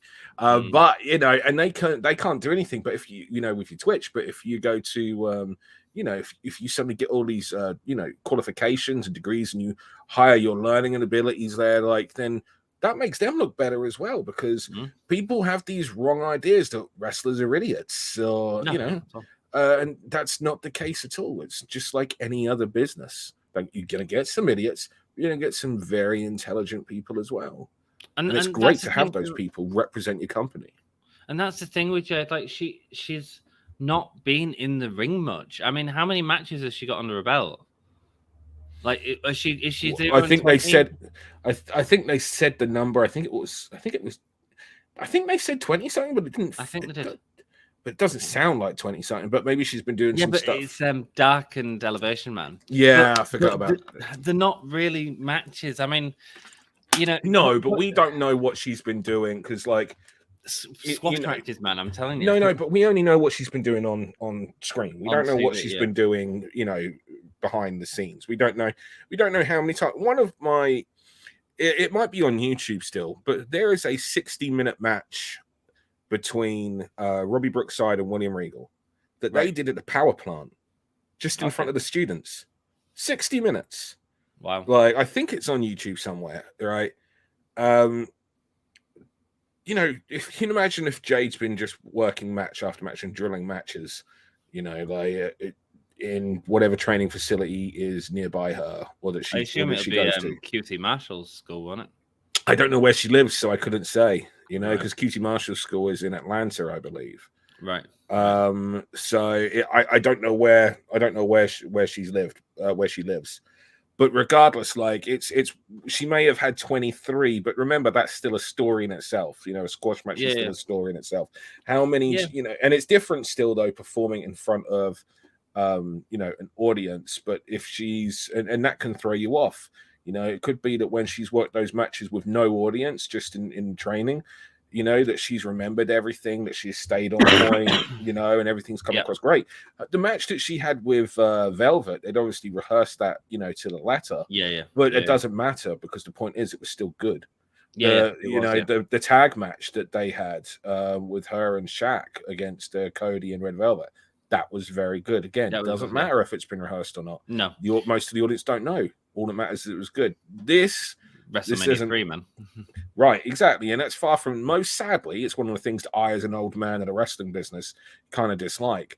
But most matches these days are well rehearsed because it's what you learn when you go to WWE. People don't realize just how rehearsed to the letter everything that you see in WWE is. Yeah, absolutely. Like, you'll go through your matches in front of the producers and they'll say, right, we like that, take that bit away, but maybe add this as well, and then you'll do the thing. And yeah, exactly. But the problem isn't the rehearsal. I have no problem with the rehearsal because it's just a different style of performance, and it can lead to excellence, as I just sort of demonstrated by saying WrestleMania 3, which you instantly know is Macho Man and Ricky Steamboat. Yes, which was beat for beat done. So it can be brilliant. But these wrestlers are going into the WWE ring, rehearsing with a producer. And then, I don't know if you listened to the Karrion Kross interview with Rene Paquette, they're going in for these matches, they're rehearsing in front of a producer, and then being told, "Oh, you've only got 2 minutes." Yeah. Instead of 10 minutes. Like, what the hell's the point in rehearsing that? I can't go. I can't learn Shakespeare, right, and then cut the monologue in half, like on the spot. It doesn't happen. No, it don't, and it's not easy to do those kind of things, but. Hey, it's one of those things, and it's a different kind of thing. You're like, for the pay-per-views, they'll be really rehearsed to the letter. It might not be to the letter for smaller TV matches. They'll go through it and they'll have but for the pay-per-views, it's really down. But you're right. I can't argue with what you're saying in terms of that they do this, but. It was what made Swole's comments very interesting, because Swole was the first person that I've ever heard publicly say or complain about there not being writers. Usually I get the exact opposite from people, and I think that is a changing of the guard as more and more people, because I do find it now. When I first broke into the business 20 years ago, do you think I needed the script right for anyone's promos? No, I just needed to give them bullet points. They knew exactly what to do. Nowadays, it's not the case. Like you say to people about cutting promos, and they freak out and panic. But then they ask you to then start writing it down, and a lot of it is because, and I don't mean this as a piss take, but a lot of people get tryouts with WWE now, massively, considerably easier than what they were 20 years ago. So then they go to WWE and they learn the WWE way of doing it, and they'll do these like week-long camps or 3 to 5 day camps, and they'll do several of those through the year, and they'll learn that this is the way that it is, and then they'll want to keep going that way. And then you're also dealing with the people who are perhaps only ever done that way, and now they're running their own training schools. Do you know what I mean? So a lot of things that we had back in the days when I broke through, they're probably not going to be around in another 10 years' time. No, because they're already disappearing. And so hearing Big Swole say, that she has a problem with the fact that, you've got to go up to them and got to be creative, and you've got to be the author of your own story as opposed to having writers, is literally the first time I've ever heard anyone say. It doesn't mean that she's wrong. No, or anything along those lines. Every performer needs something different. But it's just interesting that is the first time I've been in the business 22 years now. First time in 22 years I've ever heard anyone complain about not having a scriptwriter. Was Big Swole in? Forgive my lack of understanding of it, but was Big Swole in the Performance Center developmental? I don't know. Obviously, her husband is Cedric Alexander. Right. I couldn't tell you if she. I don't know off the top of my head. I'm sure someone would be able to wiki that and see if she's ever done time in the PC. And because the reason I asked that is because I can't imagine a lot of independents working that way. Oh no, yeah, there's a lot of independents that struggle with promos. That's what I mean. Obviously, that's what I'm around most. So and I don't mean that around the world. Sorry, is that because they're writing them, or a lot of it because of their, what they're learning when they're going elsewhere. Yeah, I mean, it's and the other part that you're dealing with is people then don't want to be doing stuff that's not what WWE have taught them whilst they've been there, because WWE watch everything. People don't realize, like, WWE got files on everyone. Yeah. I mean that. I mean everyone. Like, it surprised me how much they knew about me when I first started talking to them. But they knew. Yeah. And, you know, and then, so it's, people don't want WWE to think that they've, you know, gone there, learned things there, and then gone off and, you know, ignored it. So they worry that it's going to get back to WWE. Oh, well, we taught them this, but they're not doing that. But they're overthinking it, massively so. But I understand why they're overthinking it. I understand why they're worrying about it. So then you end up in situations where they struggle doing other styles elsewhere. So, for example, there was a tag match where the referee, for me, was also a referee for WWE. And it was a women's tag match, and the referees were told not to put their hands on the women. But they were trying to do a spot where, you know, the heels go to double team, and so the babyface partner that's on the outside goes to come in, and the referee has to then put them back, and the referee's got his back to the heels. So it's 2-on-1 on the heels because the referee's not looking. Instead, he's trying to put their babyface tag partner back into the corner and get them back outside of the ring. Of course, they turn around and it's 2-on-1, and, you know, but because he wouldn't touch Mercedes when Mercedes was running in, it didn't work, because Mercedes is needing him to grab her and push her back to give the heels time to cheat on the partner, so that he's got his back to the villains. And if he's just protecting with air, it doesn't help Mercedes. Yeah, exactly. So the match falls apart at that point, and it looks awkward and wrong. And it's because he's been taught by WWE to not do that. Don't put your hands on the women. Right. And so, you know, and that's fine, because in the WWE, the matches will be then put together in a way that you don't have to. But on the independent scene, you don't have those restrictions. Right. But like, as I said, but you've been taught to do this. And so now it's both second nature, and you don't want them finding out that you've, you know, in your mind that you're not doing exactly as they say. Yeah. That's the biggest problem with the independent scene right now. And I think we're going to see some issues potentially in like 10 years time, when, you know, there isn't enough people with maybe now that WWE have changed this and are going down this athlete way, perhaps more people won't feel the need to do everything WWE's way. Because, you know, you need some people with some attitude and with a chip on their shoulder to go, no, fuck you, I'm going to do it this way, because that's how you build your brand. If it don't matter what way you do it, if you've got a brand name, that's what WWE buy. WWE are Disney, and they want the brands. And if you've got a brand name that can mean money, they're going to take it. Yeah. It's interesting going back to Swole briefly, because she seems like it sells itself, really. I mean, a character's very sort of defined, and it feels like that, and wouldn't, but it's just different people with different wants. And exactly, it's just different things for different people. Yeah. You know, it was fascinating for me to see that, because, you know, she was saying, you know, what about people who are shy and those, you know, don't maybe have the confidence to come up and speak about these things. And it's a difficult one, because you can be an extrovert in the ring and an introvert backstage. There's 100%. Plenty of the biggest stars, I can tell you, you know, full stand, are introverts backstage, but extroverts in the ring when you see them on camera. And it's just that thing that comes out. So it's an interesting thing. But I wonder what's really kind of like led to that. Is it just shyness as opposed to, you know, because if you're going to get listened to by everyone, then, you know, go to it. Like, most people in wrestling are creatives in some form or fashion. That's why they go into it. This industry is a creative industry. So I don't know. It's like I say, it's not a criticism of her.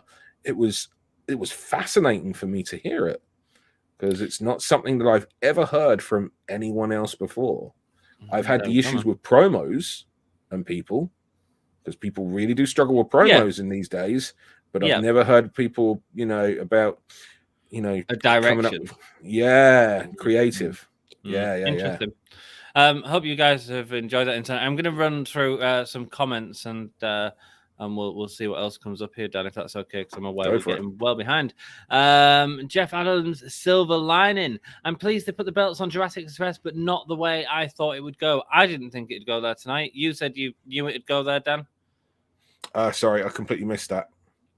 Jurassic Express winning the belt. belt. Yeah, I did think that was, and then when they came out to make the save for Brian Pillman, that confirmed it. Right. Okay. Interesting. Oh, Webby Awards, Sony Gold, Dan in witness protection. Absolutely. You're in prison right now, right? Yep, that's exactly right. And what are you making? We've got some weird Dom AMS shit going on here. Oh, I'm drinking. I've got a splitting fucking headache, so I'm trying to stay hydrated. Sorry, mate. I won't keep you, man. No, you're right. I'm cool. I've got tons of work to do. I can't go to bed. That's why I've taken some signing tab and doing some drinking. Nice. So, blank screen for drinking Dan. whiskey. Good day to you, and probably shouldn't be drinking whiskey. Oh, I want a whiskey now. Good day to you. I picked up some Emily. good stuff last week. I tell you. What did you get? Aberfeldy, 15 years. It's good. Ooh. Yeah, it's really, really good. Oh, Dan. It's so smooth. It's dangerous. Mind it's you, smooth. Do you like Smokehead? Not a big fan of smoky. PE whiskey, a Smokehead. Really I hate PE. PE's like TCP. I love TCP. I drink it in the morning. Joseph says, good day to Dan and your Emily. Emily, that promo you had on Pro Wrestling Eve earlier from Emily was freaking beautiful, man. Thank you. Spirit of Eve, man. Dan is grassing on the Mafia. Yeah, I was generally convinced it'd be Ruby, but I really want to see a program. I don't think you're going to see a program between Ruby and Jade. I think they're going to save that for a while. Ruby might win it off Jade eventually. If you notice, AEW's programs aren't like WWE's programs. It's not about rematch. That's not how they do programs. They do angles, then the match. Apart from Serena Deeb and Akira Shida, which I am which made that, but the fact that they did it that way made it stand out. It's the same goes for Cody and Sammy. You know, us getting a rematch so quickly. You know, that's what makes it stand out. Whereas with WWE, what stands out is when we got fresh matches, which is fucking weird. You know, it is. Yeah. And I'm making a video at the minute. Have you seen any of my top 5 picks videos? I have not. I haven't even had them recommended to me, so that's alarming. No, well, there you go. That's how good they are. I did one for. Well, no, because I've got your notifications turned on. That's why I always know when you're streaming. So that's bad on YouTube's behind. I clicked the bell icon. So I've done a couple of top 5 videos where I discussed top 5 winners for the Diamond Battle Royale. Top 5. What was the other one I did? TNT. Was your top 3 MJF? What for the Dynamite? No. My top 5 was MJF was in there, but no, not in the top 5. Don't give it away. Make me watch the video. I know exactly. The other one was people. You'll have to, because I want to know your opinion actually on the formatting of it and stuff. The other one I did was people to take the TNT title off Sammy Guevara. And so I sort of come up with my reasons for choosing people. And so the point is, the next video I'm looking at doing, so I've been thinking about this so much recently, is top 5 ways to get me to watch WWE in 2022. and what the, there's a little bit of heat there, but actually I think there's some really important things that the company can change. And I don't think that number 1 is going to be the obvious one that everyone thinks it'll be, because let's say stories. It'd be nice, but it's not number 1.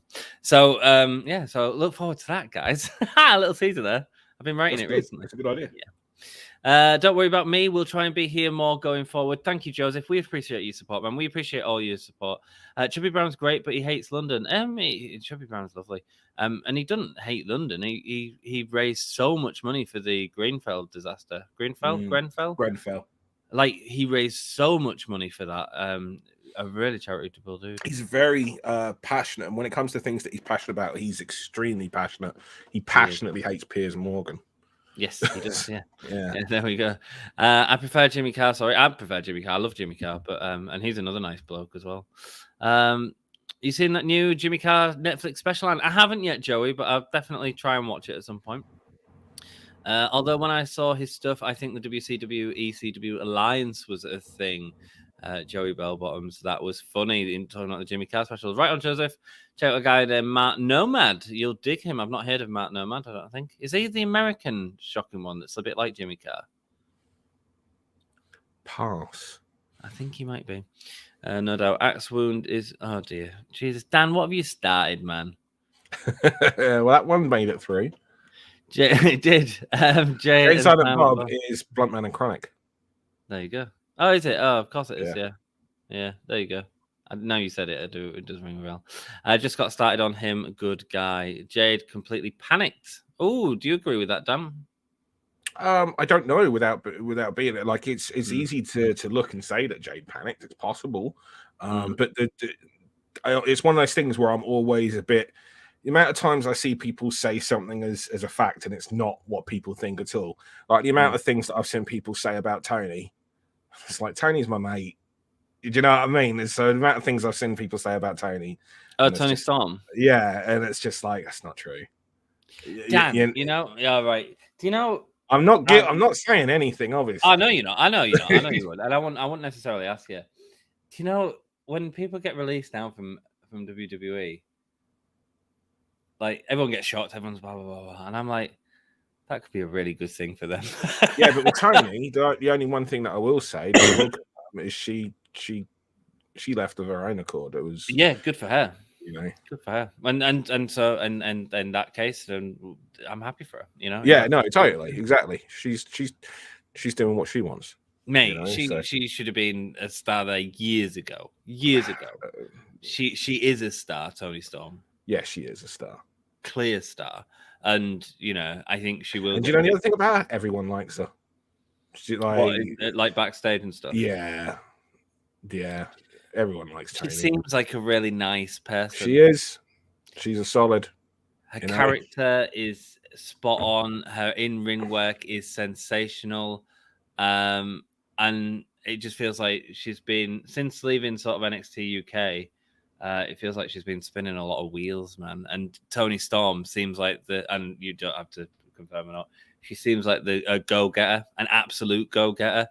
Not just wants to have the sort of to have good matches, but to have the best matches. Here's the thing about Tony that people don't realize: she's only just turned 26. Yeah, I know, so young. Like her birthday's, if I remember correctly, it's either October or December. I know it's near like my birthday, and I'm November. But like, she's only just turned 26.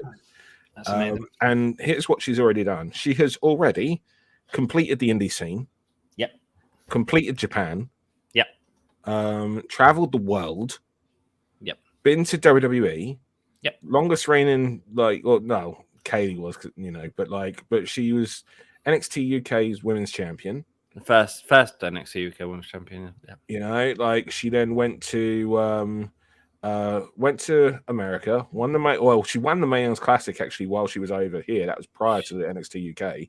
Yeah. Won the Mae Young Classic, did NXT UK, went to America, main event at SmackDown, main event, you know, was doing house show, like she, even if you're like, you know, she'd already worked WrestleMania week. Was part of the first ever women's WWE pay-per-view. Oh, that's what I was saying about the Mae Young Classic. Yeah, exactly. Yeah, you know, yeah. So it's the finals on that show. You know, like, what's there left really for her to do? And a load of people go, oh, well, you know, she hasn't main evented WrestleMania. It's like you're romanticizing a lot of what wrestling is. Do you know what I mean? It's like, I'm sure that means a lot for a lot of people. Don't get me wrong. But at the same time, like, she's been there, she's done it, she knows how she knows how it works now. Yeah, you know, and she's like, done well there. So like you look at this whole Charlotte feud and her getting like pied like twice, like it just makes no sense for the babyface to be in that position. Well, I mean, that's an entertainment aspect. I don't know, you know, like I didn't like it. I can say that. I don't know how she felt about it, and if I did, honestly, I wouldn't say. But the fact is, it's just like the point that I'm making. It's just that she's done it all. What's left for her to do? Nothing, really. You know, like she's in my mind. And I said this to her. I was like, "You've completed wrestling, mate. You've done it. What do you want to do next? The world's yours.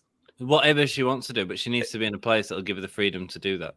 Yeah. Oh, you know, she just you know, like everyone just needs to be where they're happy to be. Absolutely. You know, absolutely. And whatever they're, you know, that's not me saying that she wasn't happy there or anything. It was just me saying that whatever you do in life, you always just want to be happy.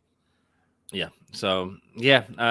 But the point that I was originally making anyway was the fact that I see people say things for definite, like this definitely happened, and the only people that know for definite what actually happens is the people that are in the ring at the time. Yeah. Right on Joseph, who just had a new 30-minute special. I love British comedy. Dan, be reading Jade's wiki page, top to bottom, bottom to top. I've learned so much about her personal life today. Love the insight on the stream. Joey, I mean, this is why, I love Dan coming on, because we get a different sort of insight, and I can look at it as a fan. I did read a wiki page, not today, a while ago when I was researching her originally. But I also learned about her from watching her. She was on the episode of Dr. Bo Hightower, who is the this tremendous what's it called? Oh, forgotten. Basically, he physiotherapist. Basically, he's like a physiotherapist. Oh, is it the guy that hammers things in? That's right. He did one with Kenny Omega recently. Yeah, that's right. Yeah, and he did one with Jade, which I watched as well, which was that's another way to that I learned about her as well. And so yeah, there you go, man. That's why I'm just she's a great person that you want as a front person going on your breakfast TV shows and all that sorts, and I know this because I've done those breakfast TV shows and all those things, and and I've also made mistakes. Sometimes I've given those jobs to performers, and sometimes those performers have nailed it, and sometimes I have literally yelled at them afterwards, going, "What the fuck are you thinking saying this? This is how it's going to be twisted and saying it, because it's a skill, and you want someone that can, and if those people see a weakness and the ability to have a pop at you for something, they'll do it." So they will.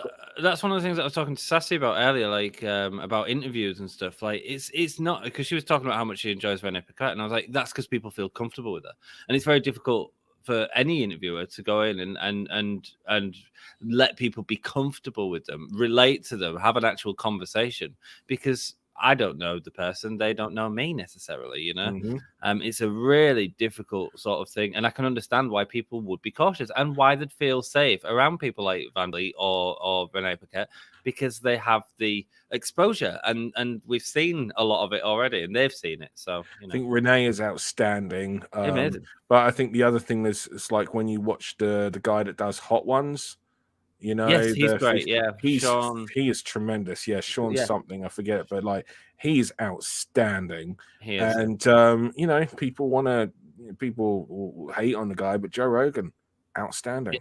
Yeah. Because his just way of dealing with people, whether they're confrontational or not, is so good. And he just eases them into the point where they're then talking about things that you wouldn't expect. That's one of the things that makes Sean at Hot Ones so good, is the line of questioning, the level of research, and just how he presents himself. The fact that they're both doing the same thing. He and the guest are going through this experience of Hot Ones that only they can really kind of bonds them, which again makes it even more. You got COVID? Mate, no, I've been really sick since New Year. I was really sick over New Year. Went for a PCR test, that bad. But it was negative. So hey, well done. Hey, yeah. But I was really sick. WWE has binders full of women. They do. And there's a lot of free agents out there now as well, because they've released a lot of really good talents. Toni Storm being one of them. And also Ember Moon being another fantastically talented female. Yeah, Mia Yim also. Of course, Mia Yim being released, yeah. So there's Mercedes Martinez that we've already seen appear on AEW. So yep. Yeah, letting some of the women go dangerous.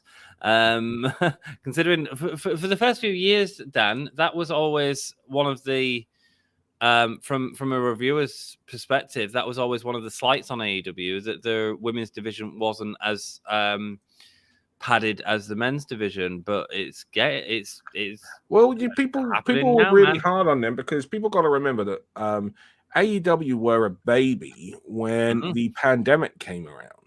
During the pandemic, they couldn't get really anyone, there's not the volume. There are a lot of great women's wrestlers, yes, but there's not the volume that there are as what the guys are. Because there's so many more guy wrestlers. It's just maths. But also some of the talent they had, like Emi Sakura and stuff like this, who is the perfect talent to sort of work and teach young performers, was stuck in Japan. Yeah, exactly. And the same goes with Rio. And, you know, like it was just a very, you know, the women's scene took the brunt. And that's why they had to have so many, you know, youngsters that weren't as polished as what one would like to have for a television, you know, but a number of them, they've come freaking through shining. And you just said one of them there, Anna Jay. You know, she came through shining. What a great get, and what a great story that is. If it wasn't for the pandemic, perhaps we wouldn't have seen her in the same way. No, because she was like 19 at the time as well. Like, and she'd had 7 matches prior to in AEW. I mean, that's, you know, incredible. So it is. So, you know, it's one of those, you know, but they had a great number of really good talent, but it was, you know, they were abroad, you know. Yeah. So don't get me wrong, they had some people that, you know, perhaps, you know, like you look at Sadie. Sadie wasn't very, and I, you know, like Sadie obviously, but Sadie wasn't a television quality performer in terms of experience goes and everything. So, but she was obviously a long-term project that they were hoping to obviously get up. But it just sometimes it just doesn't work out with people. So they had some misses, but it was just I think just the pandemic came around, or not that it came around at the right time for anyone, but it really hit their women's division. Yeah, and I think time given to them. I think there's some booking issues as well in that, and lack of stories for a long time. But we're getting them now. Definitely a lack of TV time. But hey, if their women's division, from a quality perspective, was lacking, do you want to give time? Maybe not. To because then all you do is you're saying women's wrestling isn't very good here, or isn't at the level that, you know, it should be for a television wrestling promotion. Instead, you know, use the performers more, give them more time, because at that point they could on Dark and Elevation when they brought that along, and have them training with Jerry Lynn and Christopher Daniels and whoever else they've got back there. You know, I don't know who's doing the training off the top of my head. Dustin Rhodes. Yeah, you know, like, so, you know, have them working and learning and being around those guys, you know, and and they'll come through. We're seeing the payoffs for that now. Exactly. But again, with these extra sort of, you know, because Tony Storm, ringleader, Ember Moon, is sensational talent. I mean, like, phenomenal. So the biggest issue they've got is the volume that they've got of talent for the limited amount of television time that they've got. That's the biggest problem. It depends, because I feel like I think the women's. I agree with you in terms of overall AEW, but I still think the women's division would be fine with it. I think only if they was to then increase the amount of time given to the women. Because if you actually start having a look at the amount of talent that they've got there, when was the last time we saw Jamie Hayter wrestle? Well, yeah, but she's in that sort of bodyguard position that she's on TV every week. She's on TV. That's great. That's more than what most can ask for, you know. But like, there's so many great, you know, performers that they've got there. Like for me, Chris Statlander, wow, has she come through? She has. She's doing the finest work, you know, ever. You know, we're getting to see Ruby Soho come through, you know, and get to see her do more than what we saw on a Monday night previously, you know. Like and they've got the youngsters that we know that they've got so many of as well, you know. And obviously I'd love to see more of Emmy as I know Emmy, more as I, admittedly there's a bias here, but more as Emmy as I booked Emmy. I want to see that Emmy on TV, because I know what she can be. You know, there's, you know, we've got Rio, you know, we don't see them very often. And so they're still in the same situation. So if they bring all these people through, well, someone's on TV that's got to come off TV in order for them to get on TV. You know, that's just how it works. There's only so many spots. So if you're going to get on, someone's got to come off. That's right. No, I agree. And, you know, I think they're going to sign some more men as well, which is going to push other people off as well. You know, I hadn't seen Joey Janela on Dynamite for a long time. No. He's been having a feud with Sunny Kiss, though, on Elevation, I believe it is, or Dark, or across the pair of them. I quite enjoy both of them as performers as well. So, Jeff Adams still bad with booking them outside of 4 Horsewomen. Yeah, that's my biggest. That's one of my issues with WWE. The top is the top, and everyone else gets completely shit on, and not sort of. There doesn't feel like an ebb and flow, and it doesn't feel as competitive as it should. Jeff just left to drive home at Joseph Hargreaves. I'll relay your message to him, though. Rock and roll. Well, I'm usually an introvert, but in specific situations, especially the cast room, I'm an extrovert, so I agree. Dan's making a shiv. He does hate London. Matt Nomad is pretty dark too. And nice, man. I'll have to check out Matt Nomad. Matt sort of comedy. Patriots fan. You're all talking Patriots now. See, we lost him. We lost them. It's too I told you, didn't I? It's too the stuff I talk about is too insider. It loses people. I love it. We've got 8 people still hanging around and enjoying it. But I can't keep up with this talk of that the proper gone off on one. This is what I was saying. It's like a lot of people when I say a part of the reason why I don't do interviews with wrestling people is because wrestling fans for the most part don't like what I have to say because I'm talking about it from a technical point. And not you look at that JD guy from New York, or you look at some of the bigger people. They're over the top, animated, and I fucking hate this. And what the fuck are they doing? And they should just be doing this, and they are the embodiment of a comment section, and sadly, as someone that's in the business and has been in the business and has worked with pretty much everyone there is to work with in the business, people don't like it when you say, actually, doesn't work like that. It's not as true. It's not as easy as that. And this is why they don't want to hear that. They just want to rant and rave and, because it's the world of everyone trying to make other people out to be enemies so that they can feel good about themselves as, standing up for the little guy and it's just like, sadly, even in the WWE, is there a lot of dodgy stuff? Yes, of course. Is there a lot of good stuff that people don't know about? Yes, there is. And people don't like it when you point out some of these things. You look at how much shit Dave Meltzer gets when he says plans change. Guess what? William Regal used that exact quote when I was on the phone to him. Really? Because guess what? Plans change. It's just, yeah. This show that I've got this Friday, 11 of the 18 original wrestlers booked for this show aren't on the show. 11 out of 18. A number of them due to COVID, several of them due to injuries, a couple of them due to personal. Wow. A lot of pressure, man. But so what happened? Do you know what happens to my original plans for this show? The plans changed. Did they? They did. You're not just going to have blank segments? So, no, I'm not. It's the plans changed now. So it's a very different show.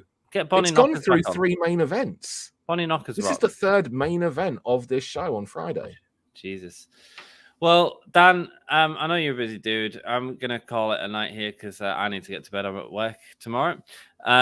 But I appreciate your insight. Thank you for. I know that you probably didn't expect this, and obviously you've not got your camera and stuff. But I really do appreciate you coming on just to give us that sort of insight on the Jade match in particular. I think it's really interesting to always get your opinion. So everyone, give a massive thank you to my dude Dan. No, it's always good to chat to you. Love you, man. I always got the benefit as well here of not having to worry too much about what I say because no cunt will see it. We're about to blow up, Dan. Do you know what? Sometimes it goes through my mind. It's like one, they are because I do believe it. Obviously, I'm just being a smart ass with that, and I do think it's like one day I am going to have to call them and go, right, now you're doing well. I need you to take all those episodes with me on. I need you to take them down. Fine. No one will care about it then. It's all good. Brother, thank you so much. Get your interview done with Dom soon. Yeah. I'm gonna do it after he does the watch along. Rock and roll. Yeah, I keep pushing him for that as well. Right, Dan, pleasure having you, mate. Love you, and we'll speak soon. Yep, take care. Take it easy, guys. I am calling it right here. I hope you all enjoyed that. I always find it as a fan of wrestling and a fan of podcasts and stuff, I just enjoy chatting with Dan about stuff like that because it provides an insight that we don't necessarily have, and I just find that fascinating. And hopefully you guys too. Hopefully you enjoyed that. Cool. Go through your comments, and then I'm going home. I'm home. But no secret room tonight. I'm shattered. It's 4 a.m. Jack, be here. Best moderator in that game, says Joey. Well, I'll just start every sentence with, well, let me tell you something, brother. Well, let me tell you something, Mean Gene. 100% of people don't like being outsmarted. Cheese, Joey. Right on, Jack. Always happy to talk NFL. Yeah, I skipped through all your comments because I won't have a bloody clue. Peace out, baby. Peace out. Joey, I enjoyed talking to you. I love you, Booker Dan. What about me, you pricks? Hell yeah, Jack. I'm an NFL junkie. We should start an NFL podcast on the Whole Yeah Network. Mate, you guys should absolutely rock it out, baby. It's an idea for sure. There you go. Thanks for streaming. Hey, no worries, man. Not a problem. An insight that people find boring. Well, it is not an insight that people find boring because I don't find it boring. So, yeah, I mean, it's my podcast. And Dom's. And Jack's. And it's all of your podcasts as well. We've still got like 7 people in. That's really good, actually. You the man, Dan. Yes, he is. Just thought they gave me a sticker for the boosters. They didn't give you a sticker. You get a lollipop instead. Go and put it up here. Wonderful. Lovely to see you all. Lol, Dan's better than you, Anne. What way to end it. Thank you so much for joining us this evening. It was lovely to hang out with you guys, and of course Dom as well, and Dan and Sassy and Joey and Jack and Jeff and everyone that's been in chat, Joseph and everyone that's been in chat all through the night. It's been freaking awesome. You guys rock. We will see you soon. Go support Dom streams. I know not all of you do watch other networks, but go pop in and say hello because god damn, he's working hard at the minute, and I think we've got some good stuff planned for the future. I want to make this. I want to expand this, man. I want to expand this. So hopefully, the content will be more direct, but also more content. So if you enjoy it, I mean, good. You've already turned on the bells. You've already liked the video. Don't need to say that again. Love you. Bye.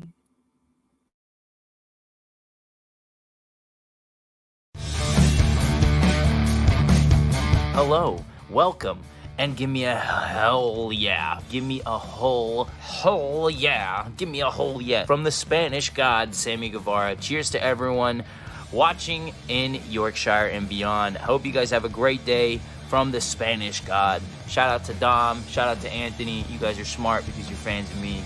And anyways, have a great day. You're fans of Dom. You're fans of Anthony. Have a great day.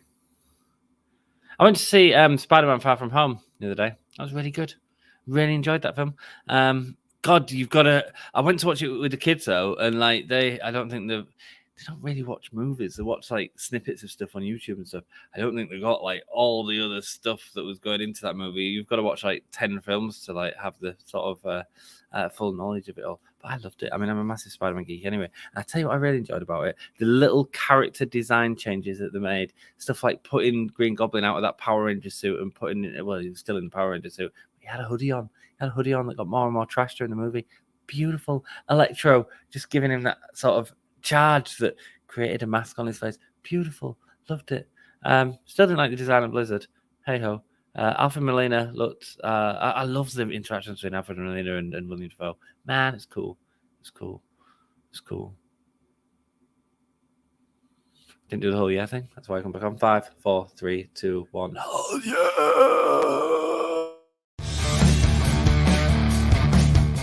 This is the hardcore legend Mick Foley.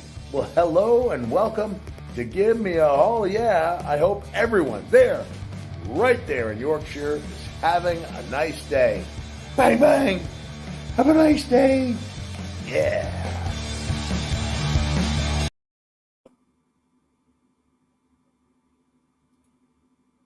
I'll do that next time, Dan.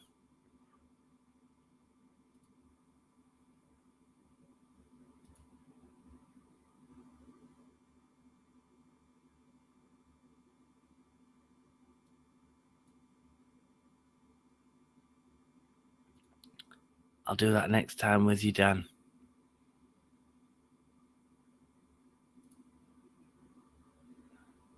It's a bit weird, Dan.